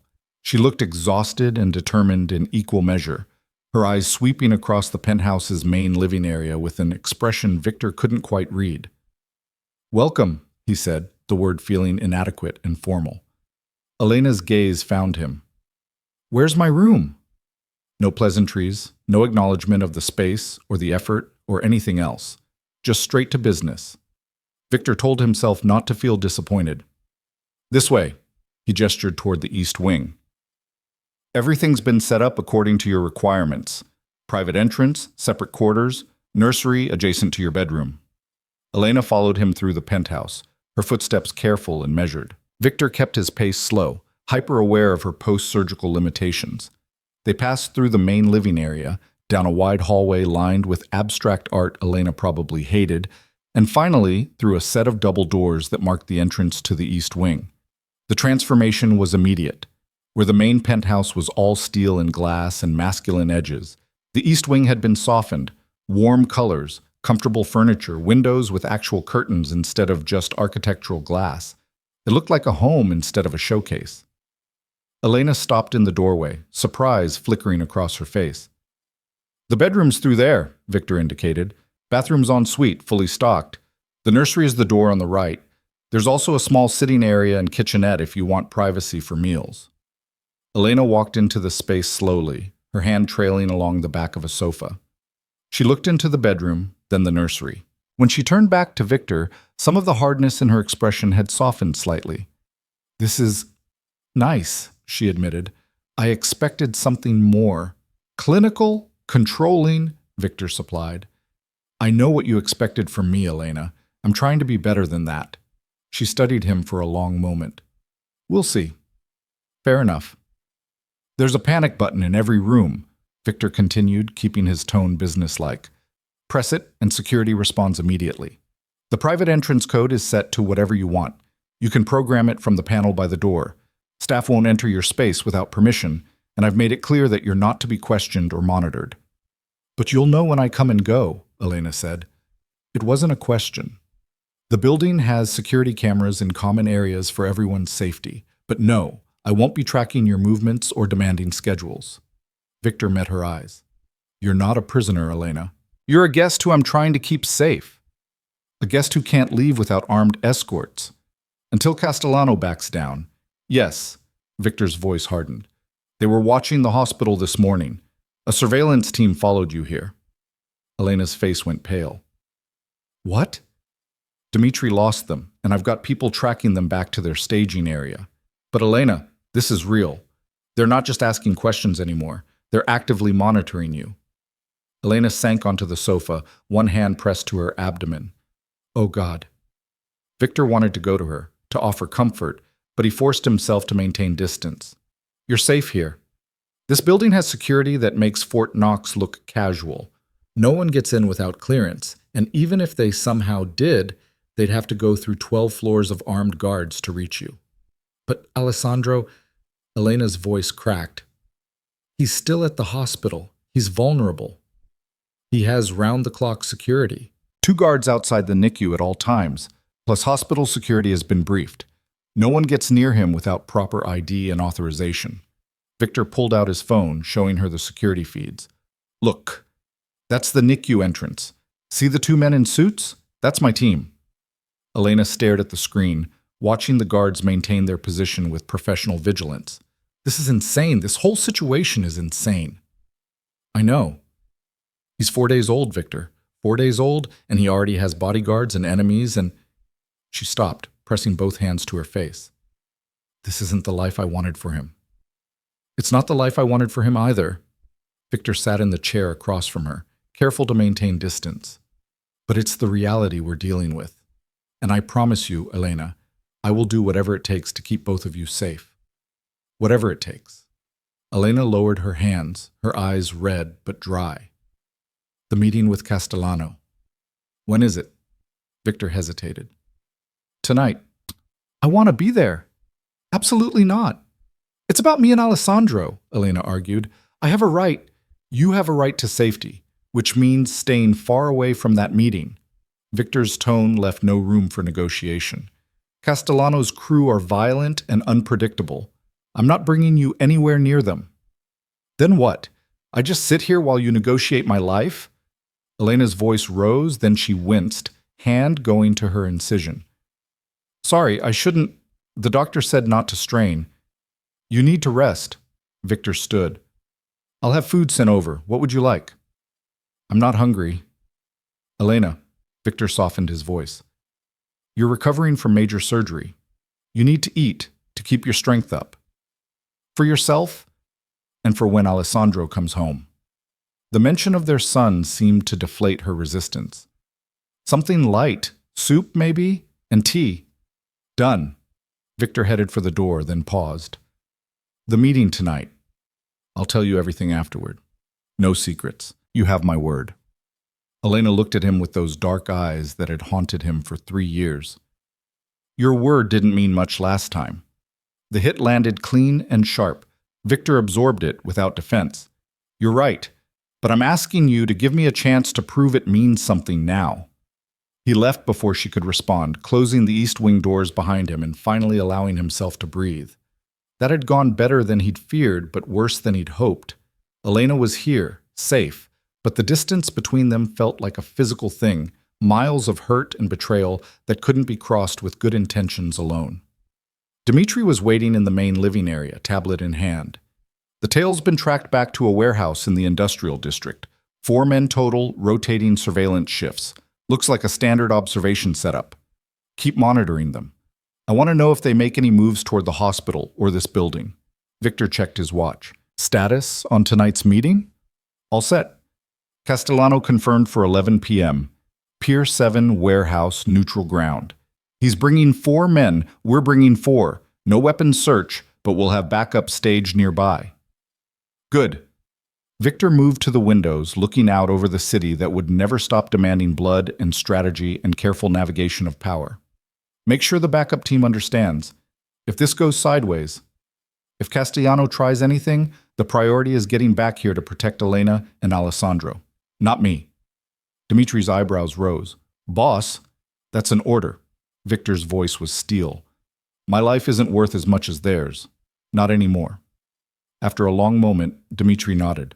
Understood. The afternoon crawled past. Victor tried to work, reviewing reports and handling business that had been neglected during the hospital crisis, but his attention kept drifting. Was Elena comfortable? Was she resting? Did she need anything?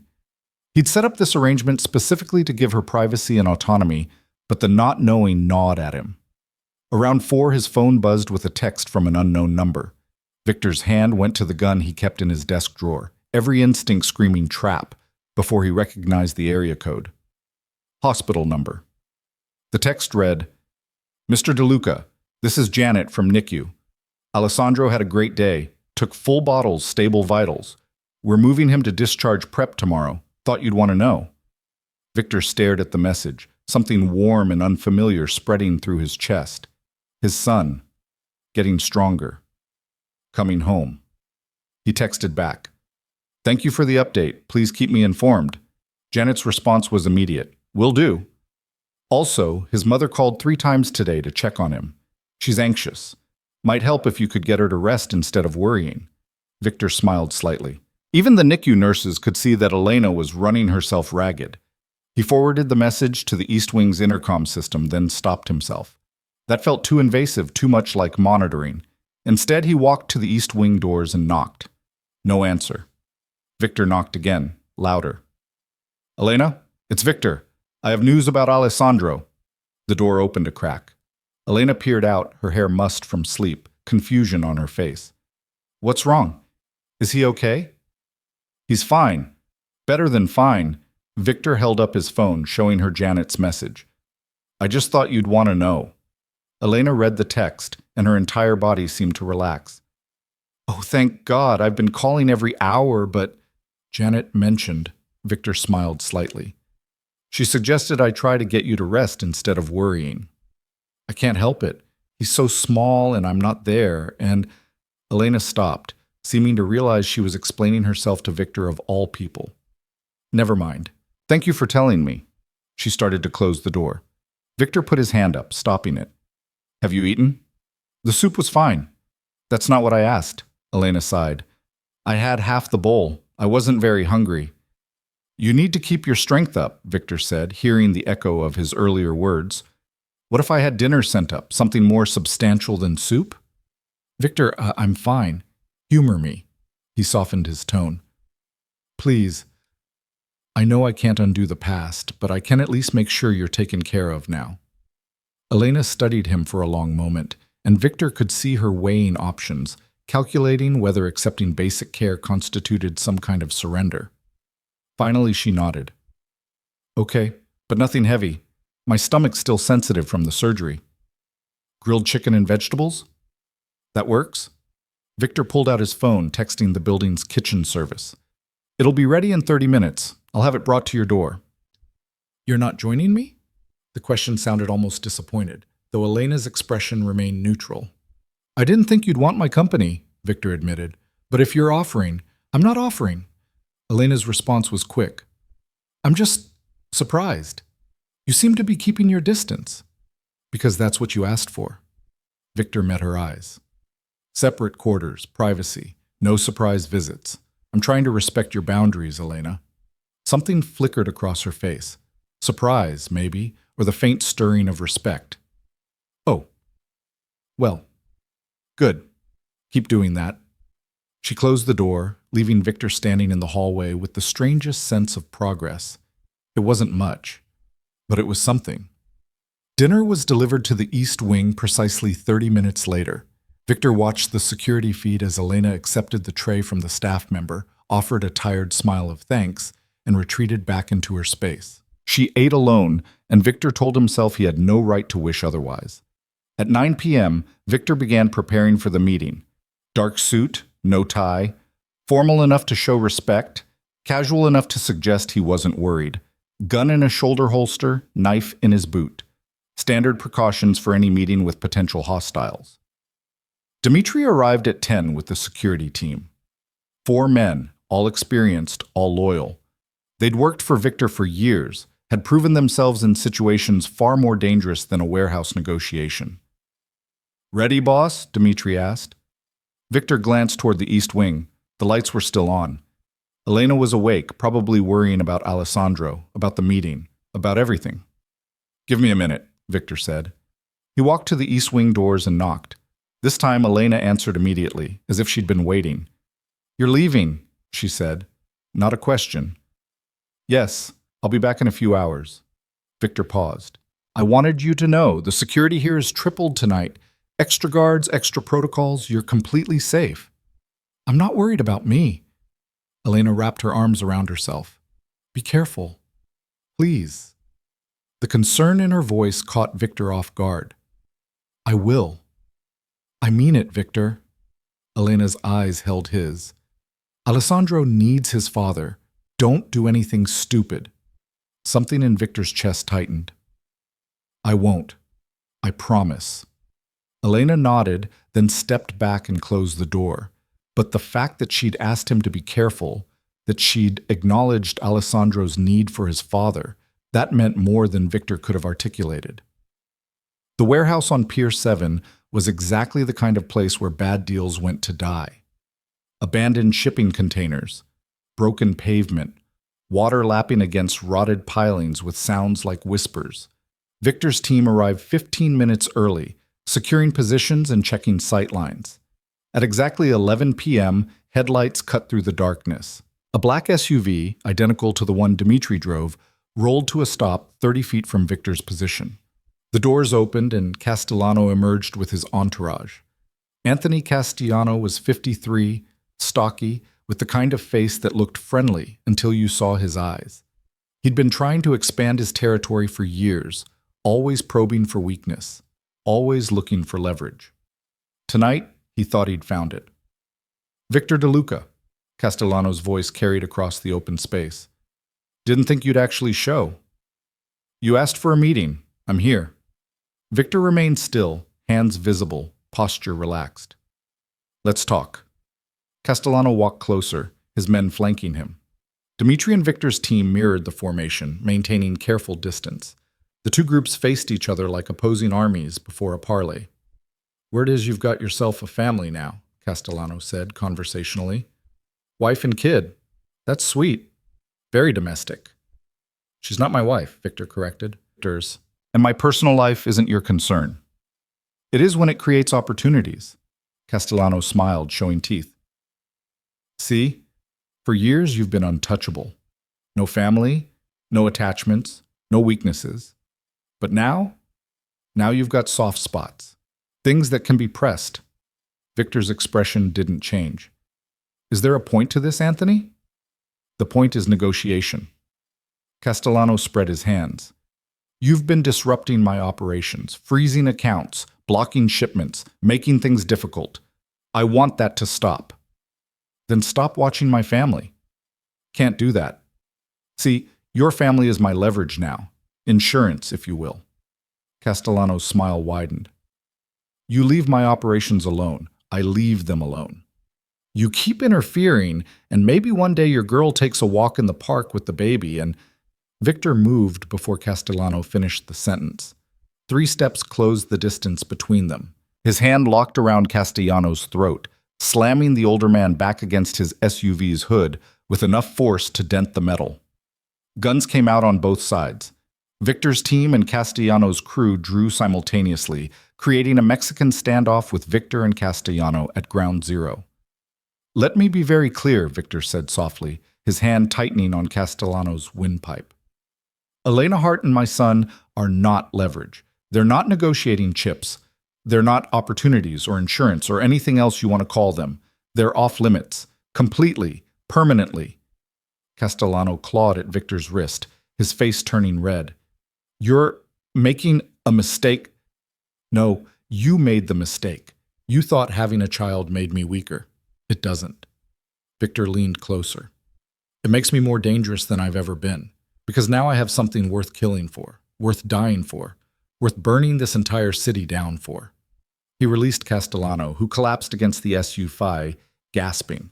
Here's what's going to happen, Victor continued, his voice carrying to both teams. You're going to pull all surveillance on Elena. You're going to forget you ever heard my son's name. You're going to stay so far away from them that if I even hear a rumor of your people in the same zip code, I will erase your organization from existence. Castellano coughed, one hand massaging his throat. You can't. I have protection, alliances. I don't care. Victor's voice was ice. Test me on this, Anthony. Please. Give me an excuse to show this city what happens to anyone who threatens my family. The silence that followed was absolute. Even the water seemed to stop lapping against the pilings. Finally, Castellano straightened, his pride clearly stinging. And my operations? You going to keep disrupting them? That depends entirely on you. Victor stepped back, giving Castellano space. Stay away from Elena and Alessandro, and we can coexist.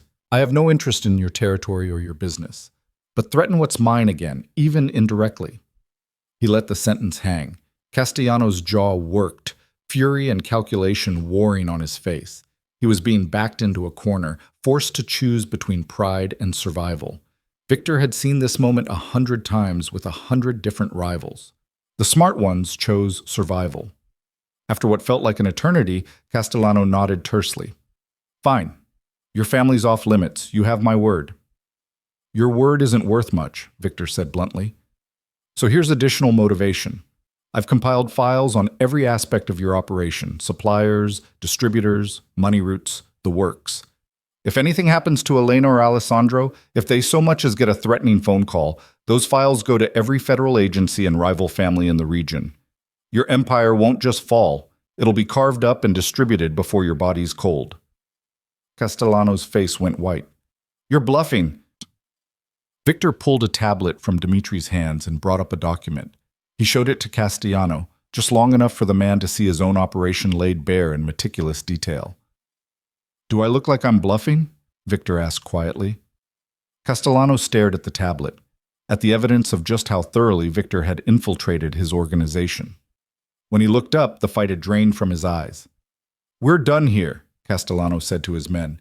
He turned back to Victor. Your family's safe from me. But DeLuca, this doesn't mean we're friends. I don't need friends, Victor replied. I need people who understand consequences. Castellano and his team retreated to their SUV. The engine roared to life and they disappeared into the night, leaving Victor's team alone on the pier. Dimitri was the first to lower his weapon.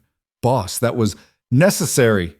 Victor's hands were shaking slightly from adrenaline, but his voice remained steady. Make sure those files are distributed to our secure locations. If anything happens to me, they go public automatically. Already done, boss. Dimitri holstered his gun. You think he'll honor the agreement? He'll honor it as long as he thinks the consequences outweigh the benefits. Victor headed back to his SUV. And as long as he believes I'm crazy enough to burn everything down to protect them. Are you? Dmitri asked. That crazy?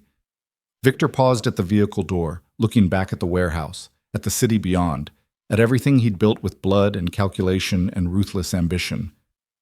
Yes, he said simply. I absolutely am. The drive back to the penthouse was quiet. Victor's team maintained professional silence, understanding that their boss needed space to process. By the time they arrived, it was past 1 in the morning. The building's lobby was quiet, just night security at their posts. Victor took the private elevator up, exhaustion finally catching up to him. The meeting had gone as well as could be expected. Castellano had backed down, agreed to terms, understood the stakes.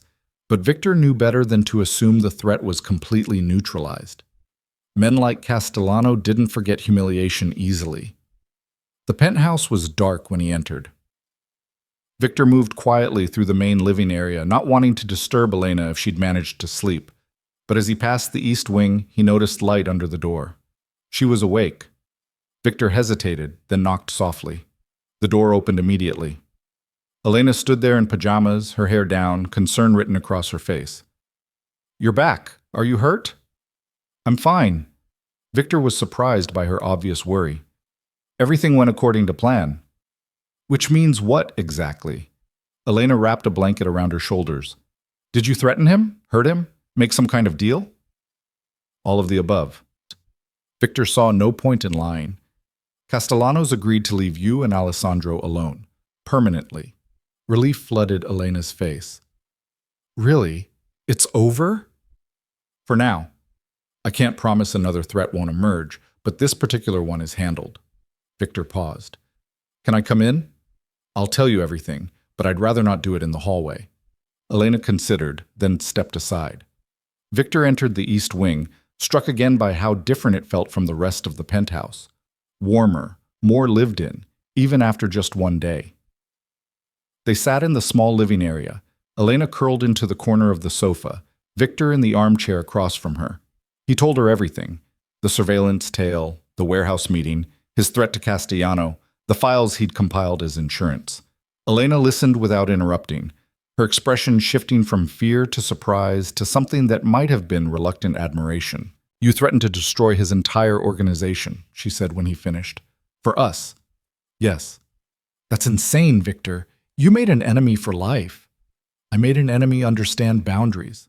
Victor met her eyes. And yes, it's insane. But I meant what I said at that warehouse. I'll burn this city down before I let anyone hurt you or Alessandro. Elena pulled the blanket tighter. I don't know if that's romantic or terrifying. Probably both. Victor allowed himself a small smile.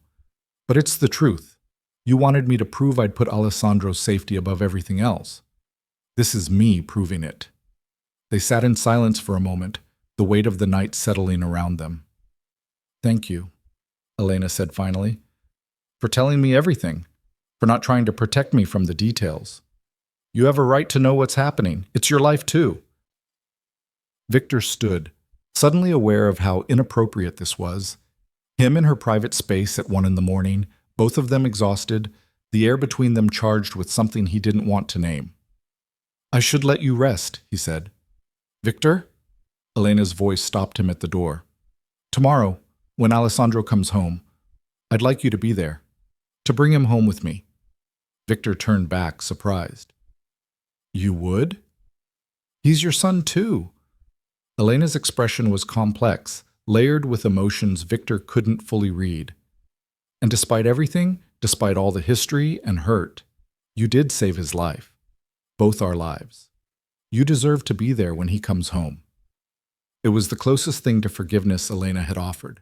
Victor felt something crack open in his chest. I'll be there, he promised. Whatever time you want. Morning, early. I want him home as soon as possible. Then we'll go first thing. Victor paused. Elena, don't, she interrupted gently. Don't say anything profound or make promises about the future. Let's just take this one day at a time, okay? Victor nodded. One day at a time. He left the East Wing and returned to his own bedroom, but sleep was impossible. Tomorrow, Alessandro would come home. Tomorrow, his son would be under this roof, filling these sterile spaces with life. Tomorrow, everything would change again. And for the first time in 3 years, Victor felt something dangerously close to hope. Victor was awake before dawn, watching the city emerge from darkness through his bedroom windows. He'd managed maybe 2 hours of sleep, his mind too restless with anticipation and residual adrenaline from the Castellano meeting. Today, Alessandro came home. Today, his son would cross the threshold into this carefully constructed fortress and transform it into something Victor had never allowed it to be, a family home. The thought terrified him more than any business negotiation ever had. At 6 a.m., his phone buzzed with a text from Elena. "Are you awake?" Victor responded immediately. "Yes. Do you need something?" "Can't sleep. Too anxious about bringing him home. Is that normal?" Victor smiled slightly, typing back, "I think it's very normal. I'm anxious too." There was a pause, then, "You are? I thought you'd be used to high-pressure situations." "Not like this," Victor admitted. "This matters more than anything I've ever done." Another pause, longer this time. Then Elena's response, "Meet me in the kitchen? I need coffee, and I don't want to drink alone." Victor stared at the message, surprised by the invitation. Elena had been so careful about maintaining distance, about keeping their interactions formal and necessary. This felt different, personal. "I'll be right there," he sent back. He found her in the penthouse's main kitchen, wearing the same pajamas from last night with a cardigan thrown over them. Her hair was pulled into a messy bun, and without makeup she looked younger, more vulnerable. She was attempting to operate the complicated espresso machine with obvious frustration. "Here," Victor said, moving to help. "Let me." Elena stepped aside gratefully. "I forgot how absurdly complex rich people make their coffee." "It's not that complex once you know the settings." Victor pulled 2 cups from the cabinet. "How do you take it?" "Strong, with a little cream." Elena leaned against the counter, watching him work. "I used to drink it black, but pregnancy changed my taste for everything. Now even water tastes weird sometimes." Victor prepared 2 cappuccinos with the kind of precision he applied to everything, the familiar ritual calming his nerves. He handed Elena her cup and watched her take the first sip. "Oh," she said, surprise evident. "This is actually perfect. How did you—" "I remember." Victor didn't elaborate. He remembered everything about Elena. How she took her coffee, her favorite foods, the way she hummed when she was concentrating, the sound of her laugh before he'd destroyed her ability to find joy. He'd spent 3 years trying to forget and failed completely. Elena cupped her hands around the warm mug, not quite meeting his eyes. "We should probably talk about logistics, for when Alessandro comes home." "Of course." Victor gestured toward the breakfast bar. They sat on adjacent stools, a careful distance maintained between them. "The nursery is beautiful," Elena began, "but I'll want to keep him in my room for the first few weeks, the bassinet by my bed. Is that okay?" "Elena, you don't need to ask permission for how you care for our son." Victor's voice was gentle. "Whatever you think is best for Alessandro, that's what we'll do. But it's your home. It's your home too now, at least temporarily." Victor set down his coffee. "I meant what I said about privacy and autonomy. You're not a guest following house rules. You're Alessandro's mother, and this space is yours to use however you need." Elena studied him over the rim of her cup. "You're being very reasonable. It's disconcerting. Would you prefer I be difficult?" "No, Elena sighed. "I keep waiting for the other shoe to drop, for you to start making demands or trying to control things. The Victor I knew 3 years ago would have already outlined a detailed schedule and hired a nanny without consulting me. The Victor from 3 years ago was an idiot." Victor's voice was flat. He thought control and protection were the same thing. He thought trusting someone made him weak. He was wrong about almost everything that mattered. Elena's expression softened slightly. "What changed?" "Losing you changed me." Victor met her eyes. "Spending 3 years knowing I'd destroyed the best thing in my life because I was too damaged to recognize what I had. That changes a person, Elena. It should, anyway." They sat in silence for a moment, the only sound the quiet hum of the espresso machine and the distant noise of the city waking up beyond the windows. "I'm scared," Elena admitted quietly, "of bringing him home, of being responsible for this tiny human who depends on me completely. What if I do something wrong? What if I can't? You'll be amazing." Victor's certainty was absolute.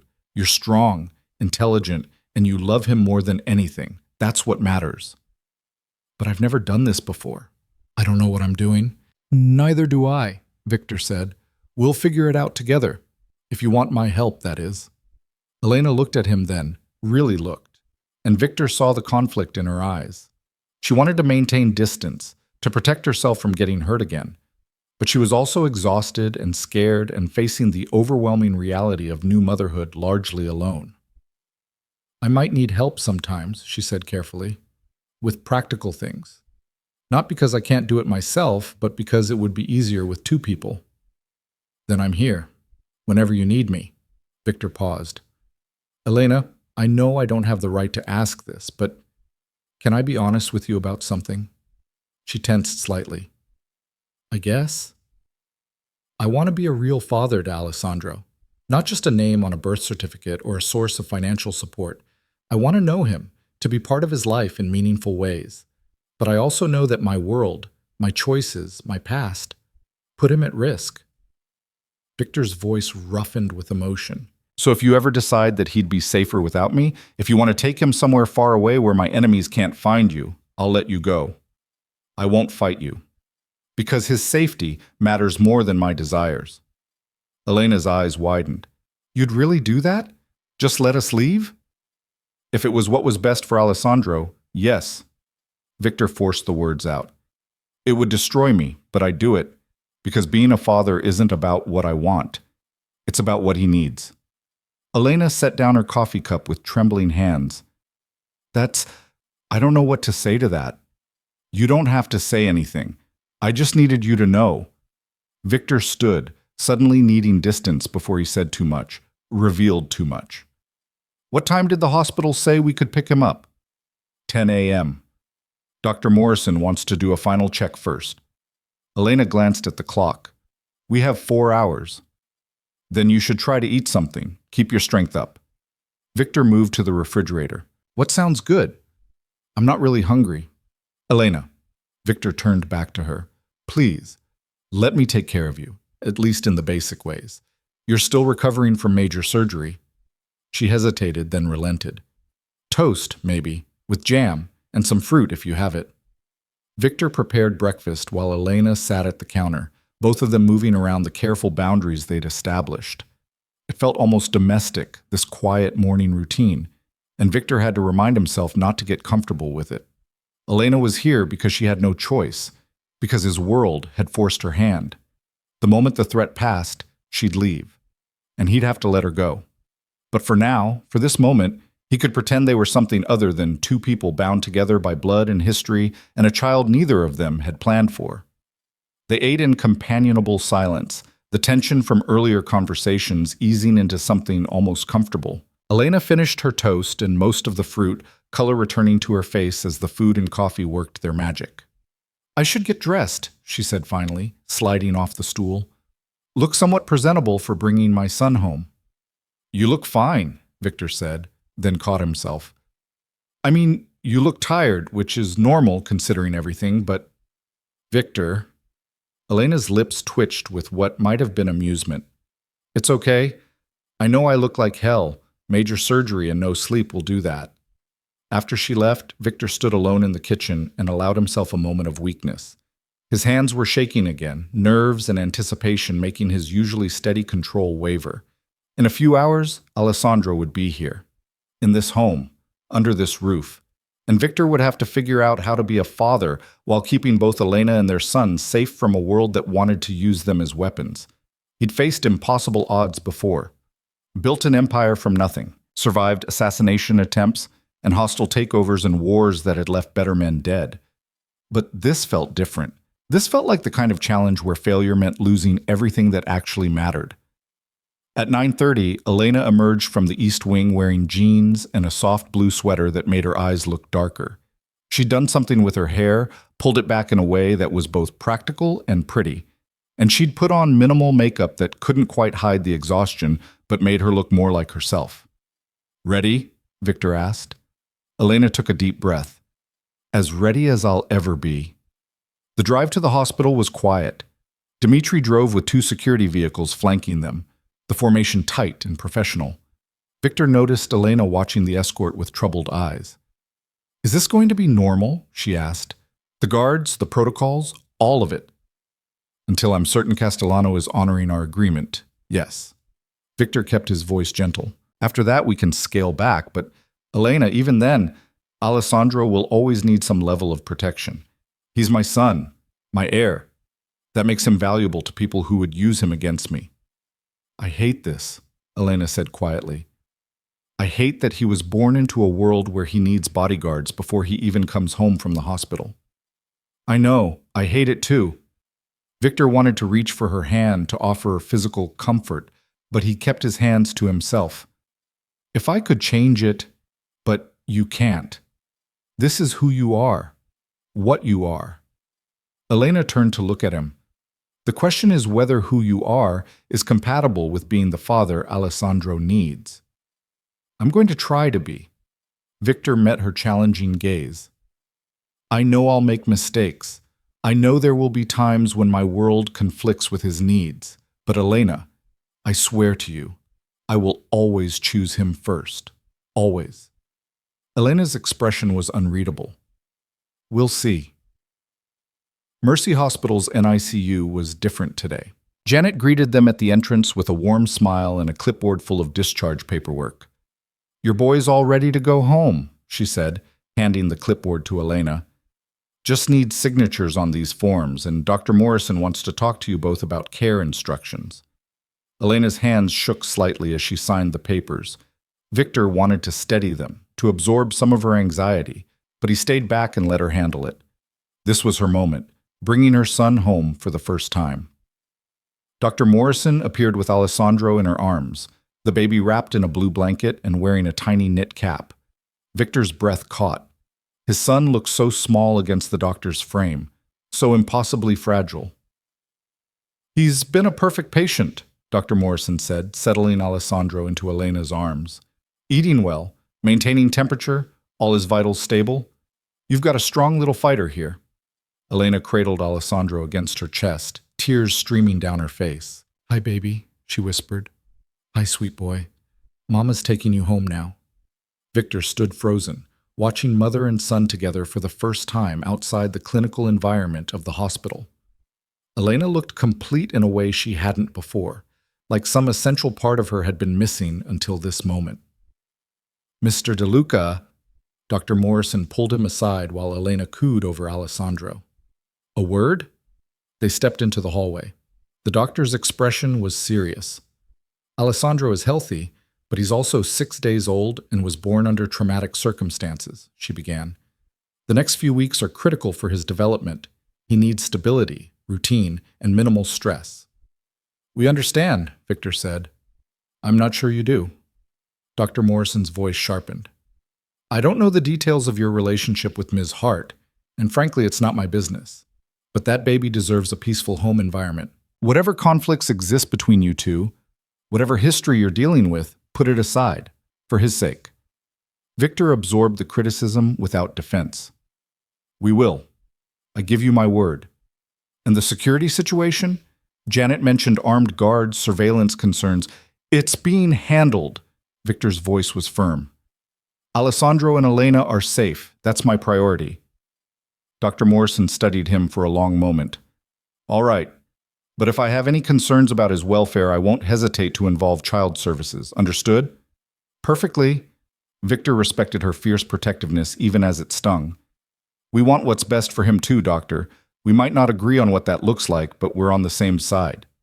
They returned to find Elena signing the last of the discharge papers, Alessandro sleeping peacefully in her arms. Janet had prepared a diaper bag stuffed with supplies and instructions, and she walked them through the basics one more time with the patience of someone who'd seen 1,000 nervous new parents. "Call us if you have any questions," Janet said as they headed for the elevator. "Day or night, we're here." The walk through the hospital to the parking garage felt surreal. Victor watched Elena navigate with Alessandro, her entire body curved protectively around their son, and felt something shift in his chest.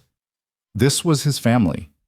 Broken, complicated, held together by necessity rather than choice, but his.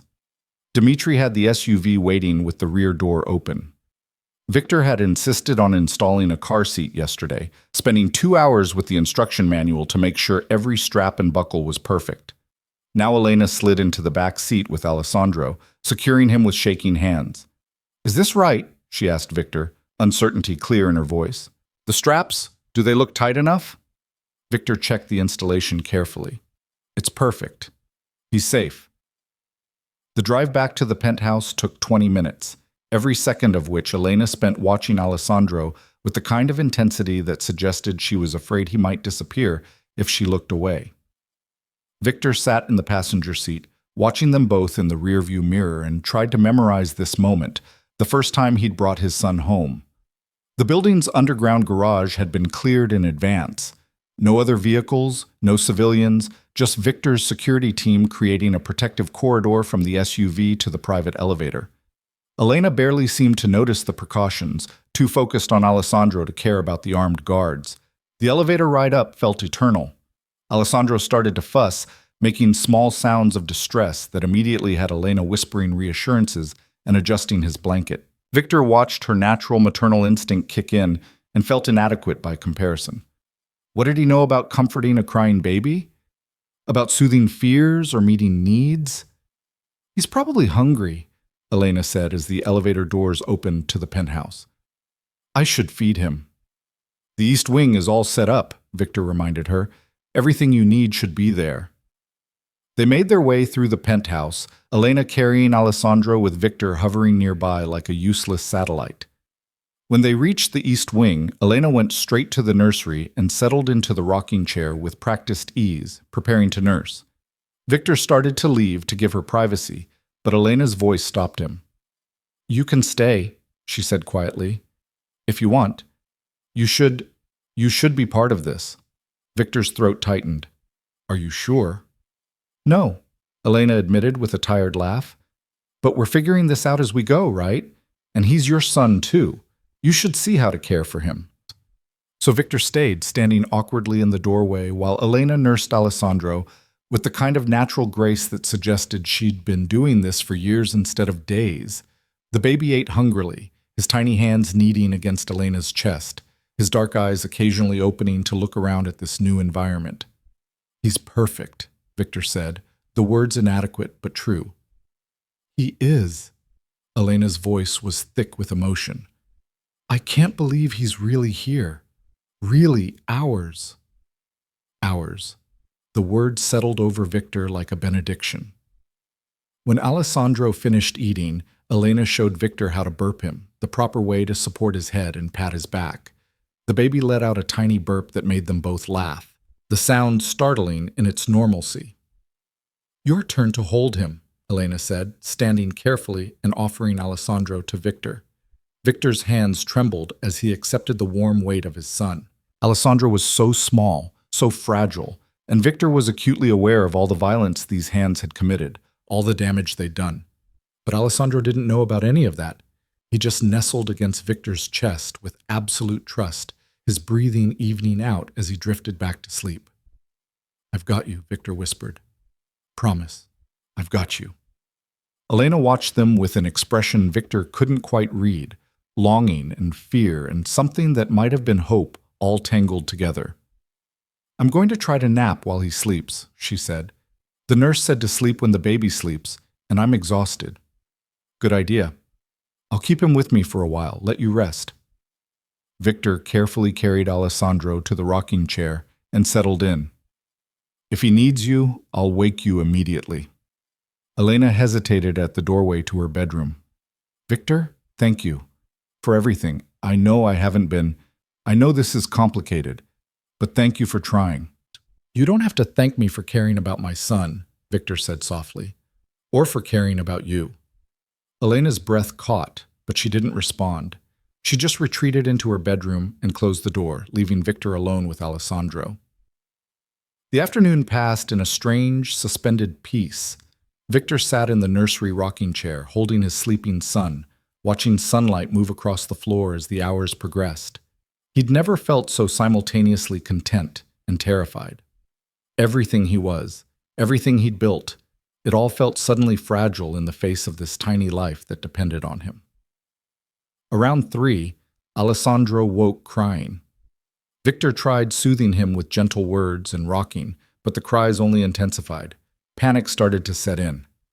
What was wrong? Was he hungry? Hurt? Sick?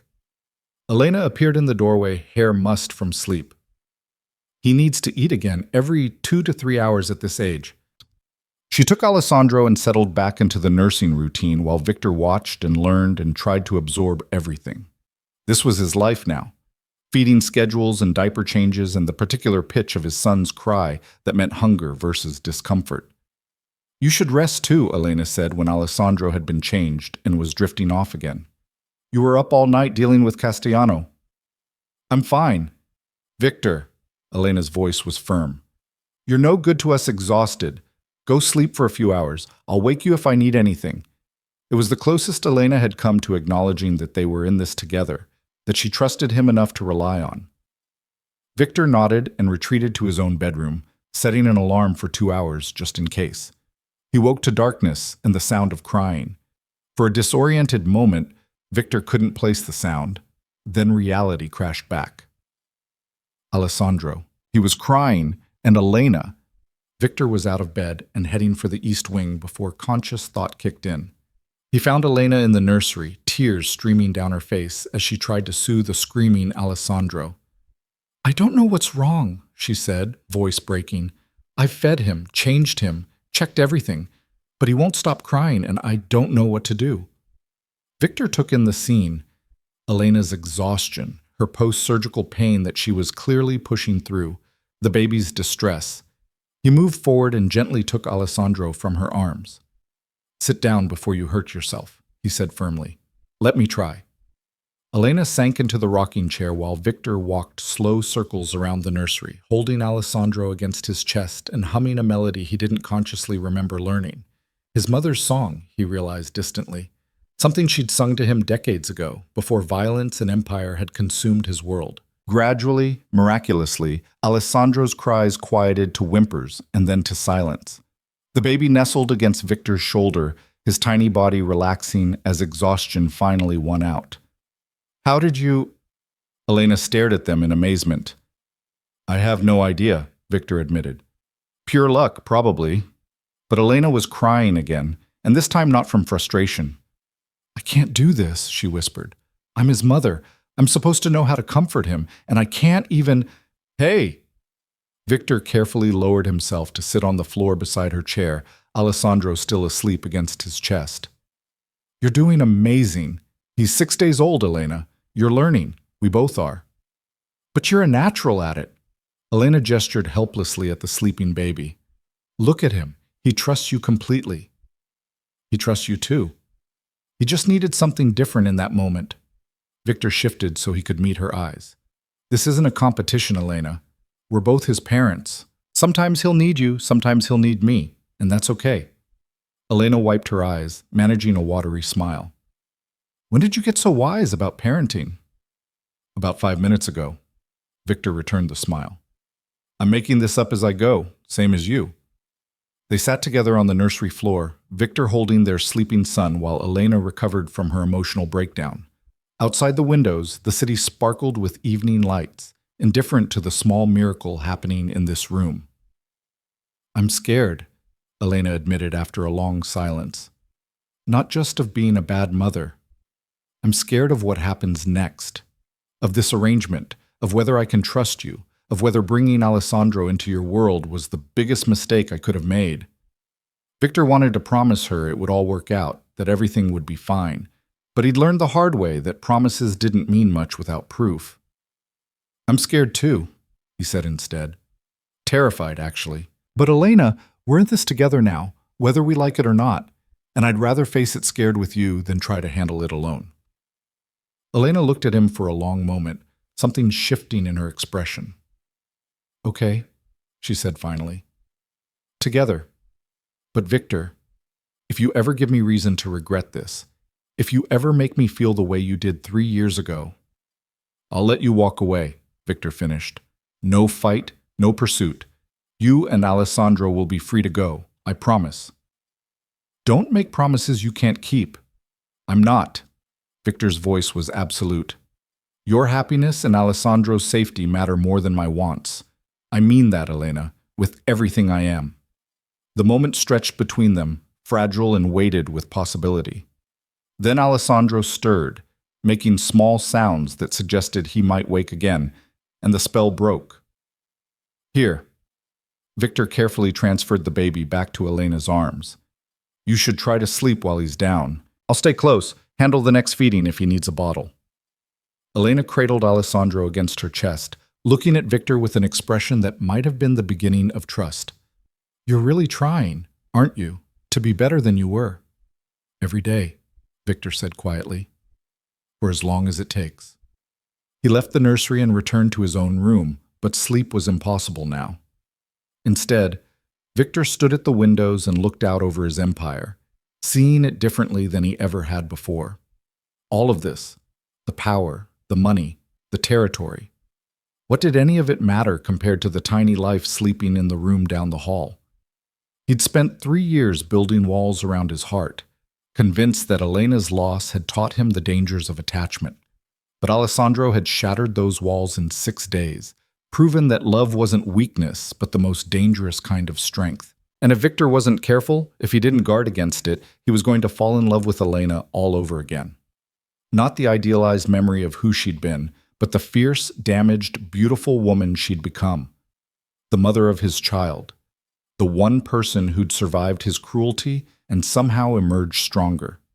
It would be the worst possible decision. Elena would never forgive him completely, never trust him the way she once had. They were bound together by biology and circumstance, not choice. Any feelings beyond co-parenting would only complicate an already impossible situation, but Victor had never been particularly good at making smart decisions when his heart was involved. The night wore on. Around midnight, Alessandro woke crying again. Victor heard Elena moving in the east wing, heard her soft voice soothing their son. He stayed in his room, giving her space to handle it, trusting that she'd call if she needed help. The next feeding, around 3 a.m., Elena did call. Victor? Can you come here? He found her in the nursery, Alessandro in her arms and pain written clearly across her face. What's wrong? My incision, Elena said through gritted teeth. I moved wrong getting him out of the bassinet. It hurts, and I need you to take him while I take some pain medication. Victor accepted Alessandro and watched with concern as Elena moved stiffly to the bathroom. She emerged a few minutes later having taken medication, but still pale and obviously hurting. You should be resting more, Victor said, not pushing yourself like this. He's 6 days old, Victor. He needs constant care. I can't just rest. Elena lowered herself carefully back into the rocking chair. Besides, this is what motherhood is. You push through the pain because your child needs you. Then let me help more. Let me take some of the burden. Victor sat on the ottoman facing her. I'm here, Elena. Use me. She looked at him with tired eyes. Why are you being so nice? So patient? The Victor I knew would have hired a night nurse by now and demanded I follow a schedule he'd designed. The Victor you knew was an idiot, Victor repeated his earlier assessment, and he didn't have a son who needed him to be better. Elena's expression softened. He's changing you, Alessandro. I can see it. You both are, Victor admitted. Every day, every moment, you're changing me into someone I should have been all along. The conversation was interrupted by Alessandro's demands for food. Elena took him back and began nursing while Victor watched, mesmerized by the simple intimacy of mother and child. Stay, Elena said when she noticed him preparing to leave. Talk to me. Keep me awake. I'm so tired I'm afraid I'll fall asleep while feeding him. So Victor stayed, and they talked. About nothing important at first, the weather, the building's amenities, whether the nursery needed better blackout curtains. But gradually, as the night wore on and exhaustion lowered their defenses, the conversation deepened. Elena told him about the 3 years after she'd left, the struggle to rebuild her identity, to trust anyone again, the loneliness of pregnancy without support, the fear of raising a child alone, the moment she decided to list Victor as Alessandro's father, despite knowing it would expose her. I told myself it was practical, she said, that if something happened to me, he deserved to know his father. But maybe part of me wanted you to find out, wanted to see if you'd changed, if you'd care. I would have come sooner if I'd known, Victor said. The moment I found out you were pregnant, I know. That's why I didn't tell you. Elena adjusted Alessandro, who was drifting back to sleep. I was so angry, Victor, so hurt. The idea of you being part of my pregnancy, having opinions about my body and my choices, I couldn't handle it. I understand. And he did. How could he blame her for wanting to keep the one pure thing in her life away from the man who'd destroyed her? But now you're here anyway, Elena continued, and you're trying so hard. And I don't know what to do with that. You don't have to do anything, Victor said. Just let me be here. Let me help when you need it and give you space when you don't. No expectations, no demands. Just presence. Elena met his eyes across the sleeping baby. Can I ask you something? Anything. Do you regret it, what you did 3 years ago? Victor didn't hesitate. Every single day. It's the biggest mistake of my life, and I'd give anything to take it back. But you can't. No, I can't. Victor's voice was rough with emotion. All I can do is try to be better now. Try to earn a fraction of the trust I destroyed, and hope that someday, somehow, you'll believe that I've changed. Elena was quiet for a long moment. I want to believe it, she said finally. I want to believe people can change, that damage can be repaired. But Victor, I'm so scared of trusting you again, of letting my guard down and getting hurt all over again. Then don't trust me yet, Victor said. Keep your guard up, protect yourself, just don't shut me out completely. Give me chances to prove myself, even small ones. Let me show you through actions instead of words.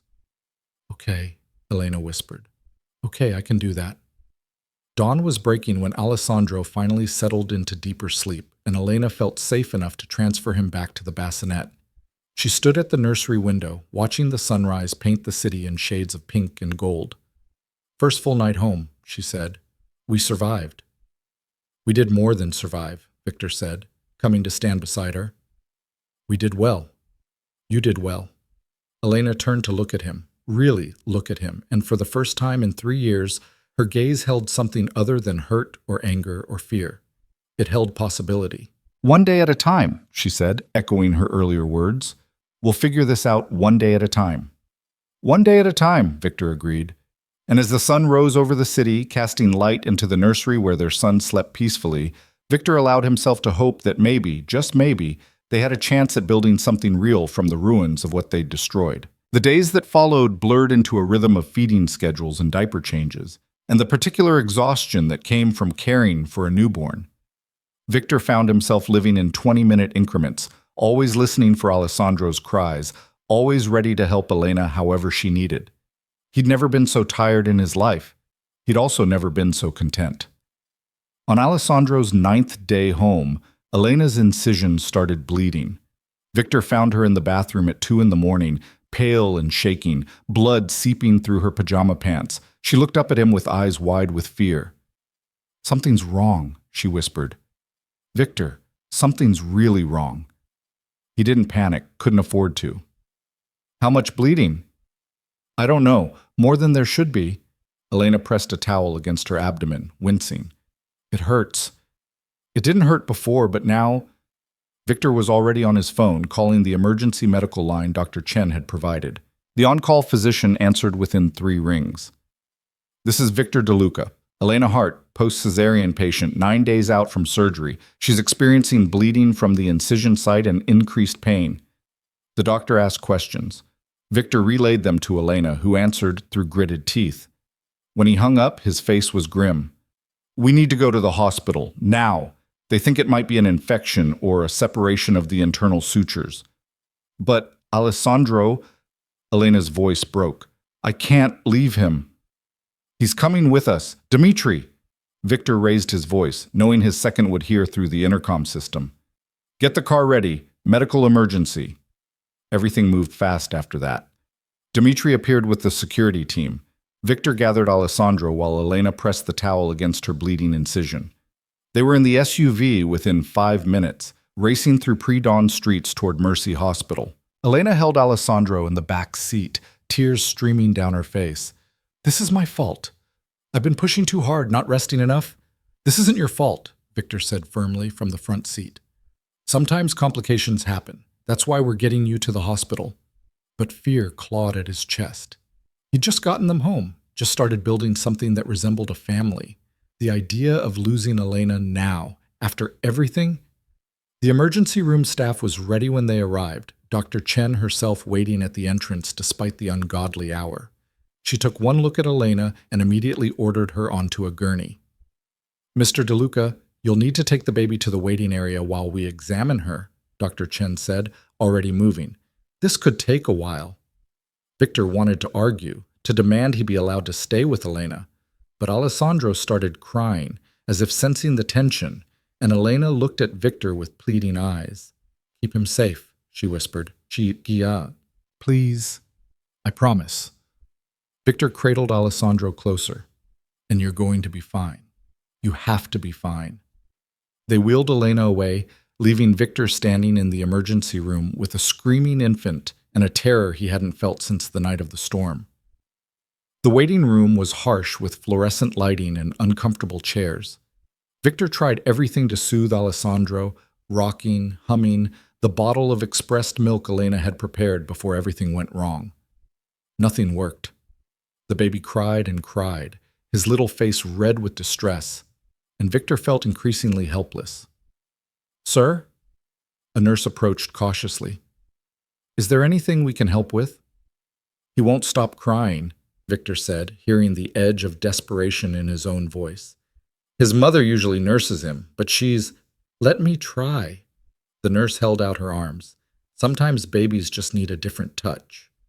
Victor handed Alessandro over, feeling like he was failing some fundamental test of fatherhood. The nurse walked slow circles, murmuring soothing nonsense, and gradually Alessandro's cries quieted to whimpers.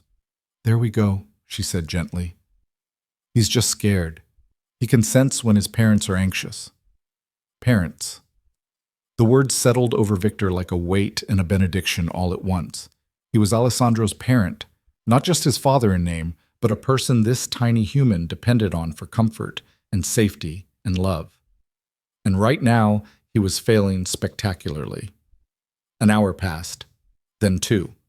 Victor alternated between holding Alessandro and pacing the waiting room, his phone clutched in his hand in case Dr. Chen called with updates.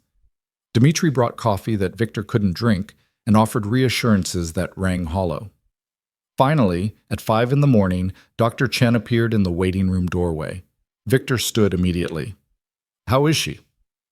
"Stable," Dr. Chen said, and Victor's knees nearly buckled with relief. "It was a partial separation of the internal sutures, complicated by a minor infection. We've cleaned the wound, started antibiotics, and reinforced the closure. She's going to need to stay here for observation, probably 48 hours minimum." "But she'll be okay?" Victor needed to hear it again. "Yes, but Mr. DeLuca, she's been pushing herself too hard. Her body needs rest to heal, and caring for a newborn doesn't allow for that." Dr. Chen's expression was stern. "When she's discharged, she's going to need help. Real help, not just someone checking in occasionally." "She'll have it," Victor promised. "Whatever she needs." "Good. You can see her now, but keep it brief. She needs to sleep." Victor followed Dr. Chen through the hospital corridors, Alessandro sleeping finally in his arms. They'd moved Elena to a private room on the surgical floor. She looked small in the hospital bed, an IV in her arm and monitors tracking her vitals. But she was awake, and when she saw Victor with Alessandro, her entire face transformed with relief. "Is he okay?" she asked immediately. "He's fine. Exhausted from crying, but fine." Victor moved closer to the bed. "Elena, you scared the hell out of me." "I scared myself."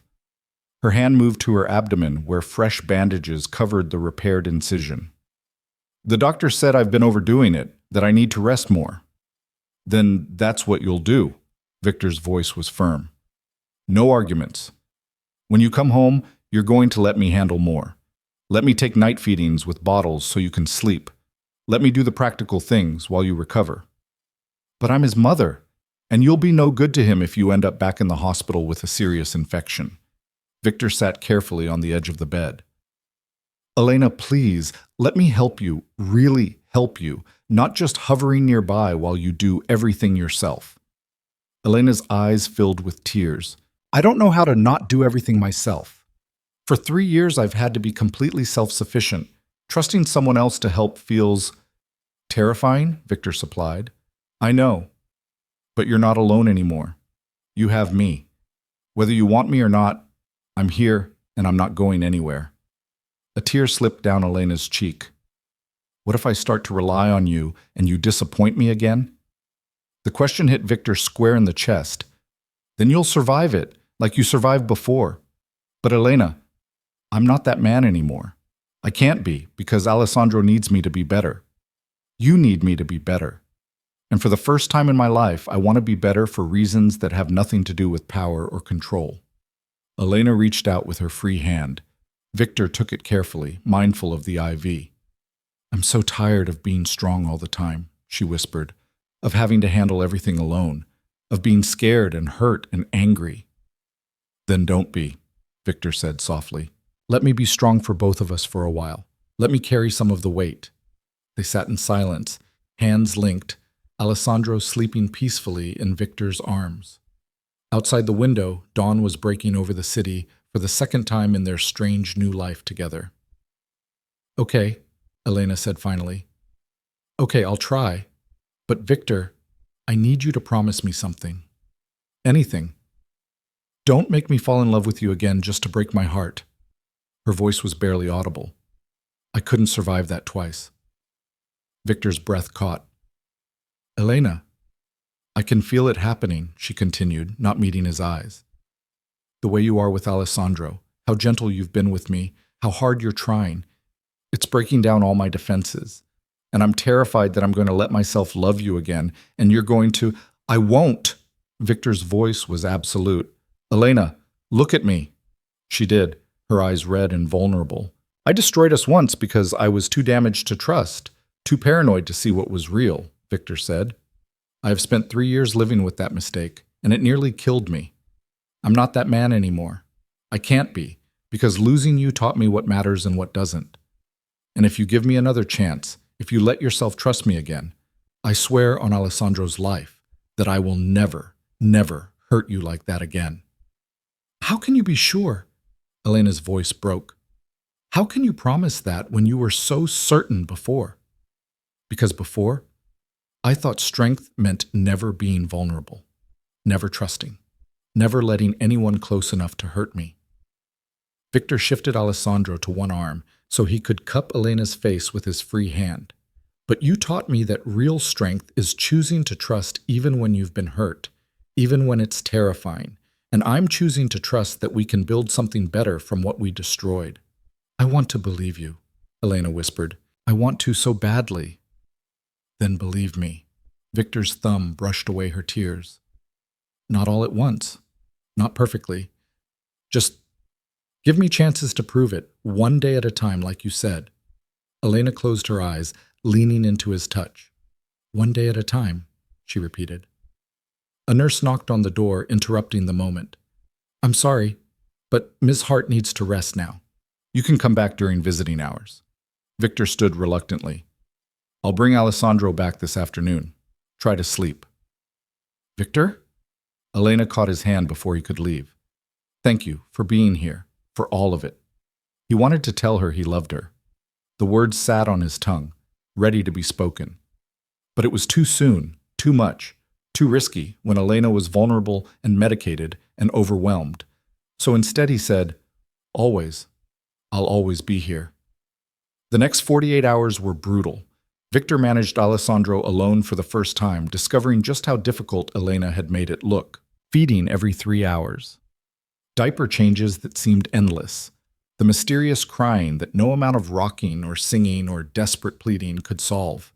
He called Elena's hospital room more times than he could count, asking panicked questions about whether Alessandro's poop color was normal, or if he was eating enough, or why he wouldn't sleep for more than 20 minutes at a time. Elena talked him through each crisis with patience that Victor didn't deserve, and when he brought Alessandro to visit her each afternoon, she'd take the baby with such obvious relief and love that Victor's chest ached. "You're doing great," she told him on the second day, watching him fumble through a diaper change. "Really? Most fathers wouldn't even try." "Most fathers didn't spend 3 years without knowing their child existed," Victor said. "I have time to make up for." On the third day, Dr. Chen cleared Elena for discharge with strict instructions about rest and limited activity. Victor brought her home to a penthouse that had been transformed by Dimitri's efficiency, meal services arranged, cleaning scheduled, and a baby nurse on standby in case they needed help. Elena looked at the preparations with something between gratitude and overwhelm. "This is too much, Victor." "It's exactly enough," he countered. "You're recovering from surgery and infection. You need support."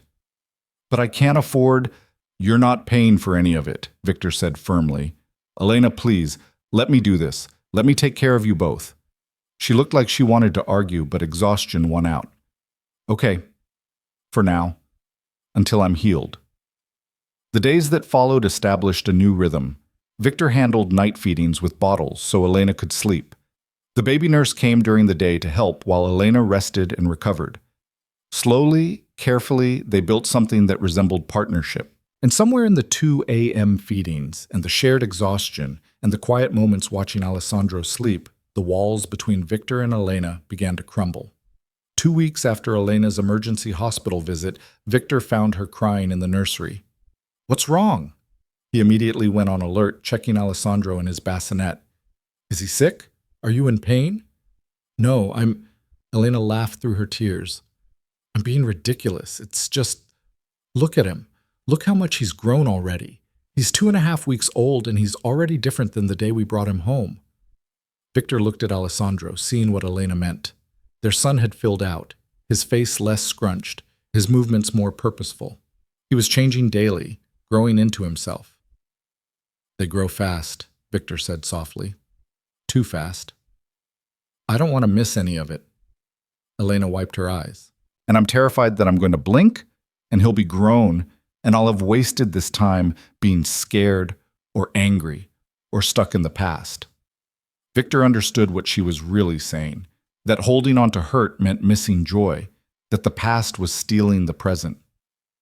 "Then let it go," he said quietly. "The fear, the anger, let it go, Elena." She turned to look at him, and her eyes were full of longing and terror in equal measure. "What if I let it go and you hurt me again? Then I'll spend the rest of my life earning back what I destroyed."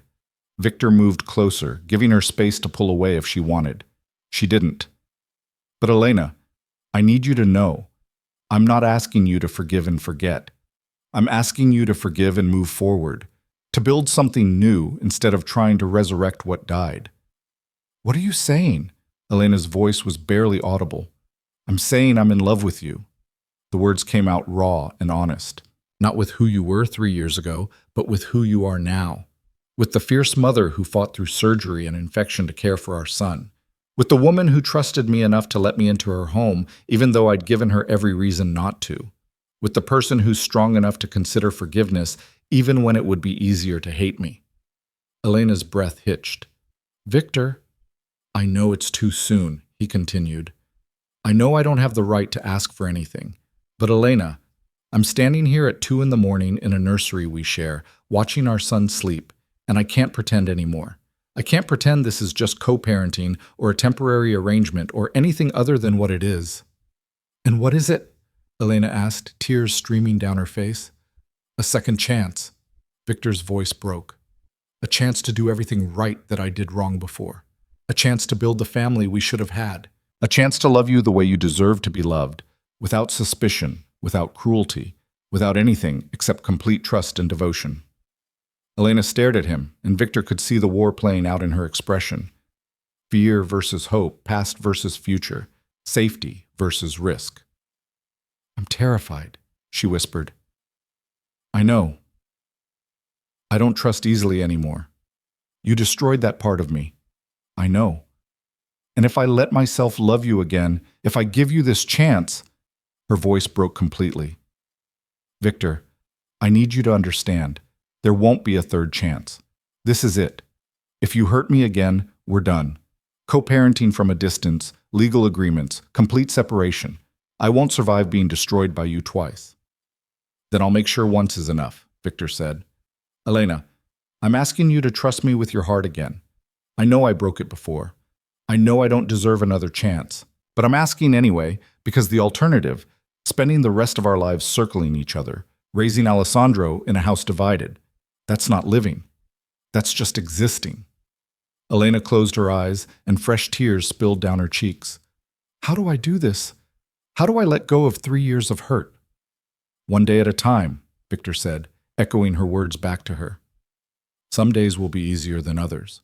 Some days you'll remember what I did and hate me for it. But I'm asking you to try, to give us a real chance instead of just going through the motions.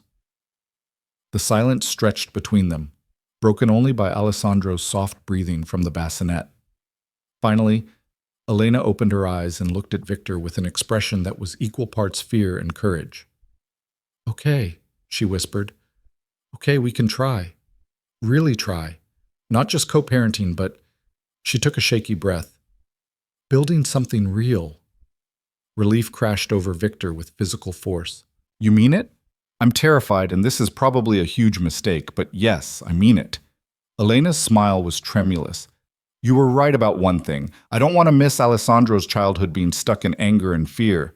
And I don't want to teach him that love means staying broken. Victor moved closer, slowly, giving Elena every chance to pull away. When she didn't, he cupped her face in his hands with a gentleness that contradicted every violent thing he'd ever done. I love you, he said again, needing her to hear it, and I'm going to spend every day proving it. Don't make promises yet, Elena said, but she was leaning into his touch. Just show me. Through actions, through choices. Show me you've changed. I will. Victor brushed his thumb across her cheek, catching tears. Starting right now, starting with this, I'm selling my operations. Elena's eyes widened. What? The criminal enterprises, the illegal dealings, all of it. I'm selling to Dimitri and going legitimate. Victor had been planning this for days, but saying it out loud made it real. I can't be the father Alessandro needs while running an empire built on violence. And I can't be the man you deserve while my hands are covered in blood. Victor, that's your entire life. No. His voice was firm. You and Alessandro are my life now. Everything else is just business, and I'm choosing you, choosing this family, choosing to build something better. Elena was crying harder now, but the tears looked different, lighter somehow. You'd really walk away from everything you built? In a heartbeat. Victor meant it absolutely. What good is an empire if I'm alone in it? What's the point of power if the two people who matter most are afraid of what I am? I don't know what to say, Elena whispered. Say you'll give me a chance to prove it. Say you'll let me court you properly this time. Dates, conversation, building something real instead of just falling into bed and hoping compatibility follows. Despite the tears, Elena laughed. Did you just say court? I'm trying to be romantic, Victor defended. I'm new at this. Cut me some slack. Okay? Elena's smile was genuine now, transforming her face. Okay, yes, you can court me. But Victor, slow. We go slow. We build trust before we build anything else. As slow as you need, Victor promised. I've waited 3 years. I can wait however long it takes. Alessandro chose that moment to wake with a cry, his timing impeccable as always. Elena laughed and moved to pick him up, but Victor stopped her. Let me, he said. You rest. Doctor's orders. He lifted Alessandro from the bassinet, settling the baby against his shoulder with growing confidence. Their son's cries quieted immediately, replaced by the small sounds of contentment that meant all his needs were met. Elena watched them with an expression Victor couldn't quite name. Love, certainly, but also hope. The fragile, tentative hope of someone choosing to trust again despite every reason not to. We're really doing this, she said. All of it. The family thing. If you'll have me, Victor confirmed. One day at a time, Elena said for what felt like the 100th time. But now it sounded less like a warning and more like a promise. The weeks that followed transformed everything. Victor began the process of legitimizing his business holdings, selling his illegal operations to Dmitri in a deal that shocked the entire criminal underworld. Word spread that Victor DeLuca was going straight, choosing family over power.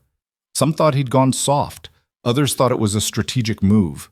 But Victor didn't care what they thought. He cared about coming home to Elena and Alessandro without blood on his hands. He cared about building a life his son could be proud of. Elena healed both physically and emotionally. The infection cleared, the incision finally closed properly, and she grew stronger daily. More importantly, the walls she'd built around her heart began to come down, brick by careful brick. Victor courted her like they were strangers meeting for the first time. Flowers delivered to the East Wing, coffee made exactly how she liked it. Quiet conversations after Alessandro fell asleep. He learned her all over again, her current dreams, her fears, the person she'd become in the years apart. And Elena learned him too. Discovered that underneath the violence and paranoia, Victor was capable of gentleness, that he could change nappies and warm bottles and sing lullabies without losing an ounce of his strength, that choosing vulnerability over control was its own kind of courage. 2 months after Alessandro came home, Elena made a decision. She found Victor in his office, reviewing contracts for a legitimate real estate venture. He looked up when she entered, automatically smiling at the sight of her. "Hey, Alessandro down for his nap?" "Finally." Elena closed the door behind her. "I need to talk to you about something." Victor's expression immediately shifted to concern. "What's wrong?" "Nothing's wrong. Elena took a breath. "I want to move. Into the main part of the penthouse. With you." Victor stared at her, not quite believing what he'd heard. "You want to share your space, your bedroom, your life, really." Elena twisted her hands together. "I mean, if you want that too. If I'm not misreading what's been happening between us." Victor was out of his chair and across the room before conscious thought engaged. He caught Elena's hands in his, holding tight. "You're not misreading anything," he said. "Elena, I want that more than I can express. But are you sure? We agreed to go slow." "We have been going slow," Elena interrupted. 2 months of dating and rebuilding trust. "But Victor, I wake up every morning and wish you were in the bed next to me. I put Alessandro to sleep every night and want to share it with you instead of retreating to separate wings. I'm tired of pretending we're just co-parents when we're clearly so much more." "What are we?" Victor asked, needing to hear her say it. Elena's smile was radiant. "We're a family. A real one. Messy and complicated, and still healing, but real. And I love you, Victor. I fought it for weeks, told myself it was too soon, too risky. But I can't fight it anymore. I love you." Victor pulled her against his chest, holding her like she was the most precious thing in the world. "I love you too. So much it terrifies me." They stood in his office, wrapped around each other, while Alessandro slept peacefully in the nursery and the city continued its chaos beyond the windows. Everything Victor had built, the empire, the reputation, the power, none of it compared to this moment, to holding Elena and knowing she'd chosen to trust him again. "So we do this," Elena said against his chest. "We build a real life together, for Alessandro and for us." "We do this," Victor confirmed. "And Elena, thank you for giving me another chance, for seeing past what I was to what I'm trying to become." "Thank you for being worth the risk," Elena said. That night, they moved Elena's things from the East Wing into Victor's bedroom. It was practical and symbolic all at once, joining their lives, their spaces, their futures. Alessandro's nursery became the room next to theirs, close enough to hear him cry but far enough to give them privacy. And when they finally lay in bed together that night, Alessandro sleeping peacefully nearby, Victor felt something he hadn't experienced in 3 years. Peace. "I'm scared," Elena whispered in the darkness. "This is everything I wanted, but I'm still scared." "Me too," Victor admitted. "Scared I'll mess this up. Scared I don't deserve this happiness. Scared that something will come along and destroy what we're building." "Then we'll be scared together," Elena said. "And we'll keep choosing each other anyway, every day, even when it's hard." "Especially when it's hard," Victor agreed. 3 months later, on a morning that felt like any other, Victor woke to find Elena watching him sleep. "Creepy," he murmured, smiling. "How long have you been doing that?" "Long enough to be sure," Elena said. "Sure of what?" She took his hand and pressed it to her stomach. "That this is real. That we're really building a life together. That I'm ready for the next step." Victor's heart kicked against his ribs. "Elena, marry me," she said simply. No grand gesture, no elaborate proposal. Just marry me, Victor. Choose me and Alessandro forever. Make it official. Victor stared at her, seeing everything they'd survived reflected in her eyes. The pain and the healing, the destruction and the rebuilding, the death of who they'd been and the birth of who they'd become. "Yes," he said, his voice rough with emotion. "Yes, I'll marry you, today, tomorrow, whenever you want. I'll marry you and spend the rest of my life proving it was the right choice." Elena's smile could have lit the entire city. "Good, because Alessandro needs his parents to be a team, and I need to know you're committed to this. To us." "I've been committed since the moment you agreed to try again," Victor said. "Since before that, really. Since the night I gave blood to save you and realized nothing else mattered." They were married 3 weeks later in a small ceremony at the penthouse, with Alessandro in Elena's arms and only Dimitri and a handful of close friends as witnesses. Elena wore a simple dress.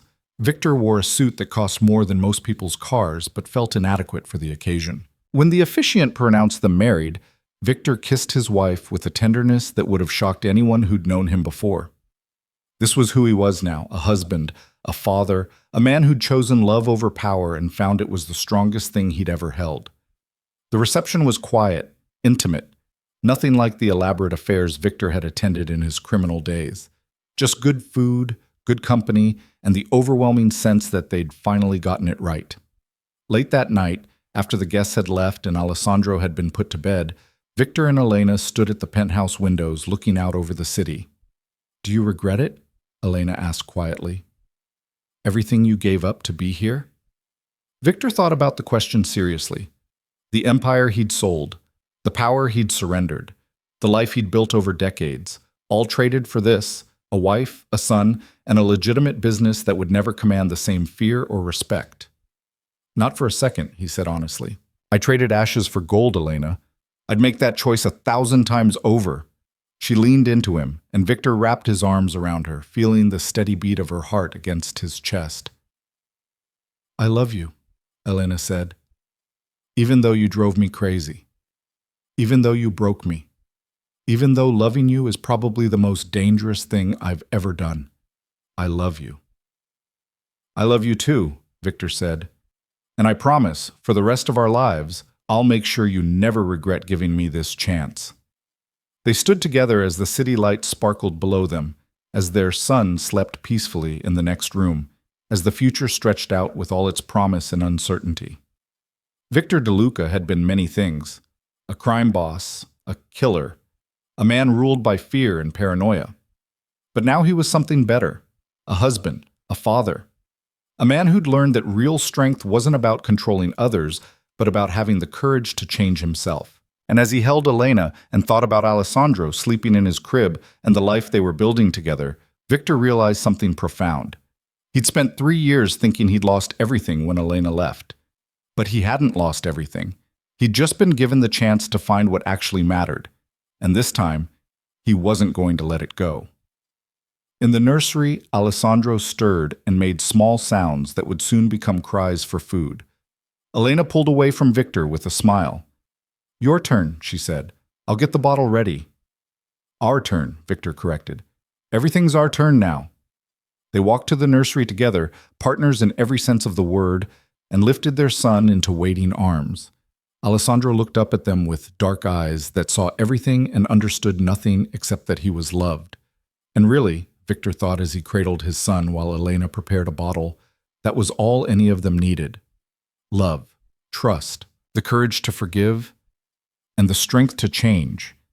Everything else, the power, the money, the reputation, was just noise. This was real. This was home. This was the life Victor had almost thrown away, but had been given the grace to reclaim, and he would spend every remaining day of his life making sure he never took it for granted again. The storm that had brought them together had passed.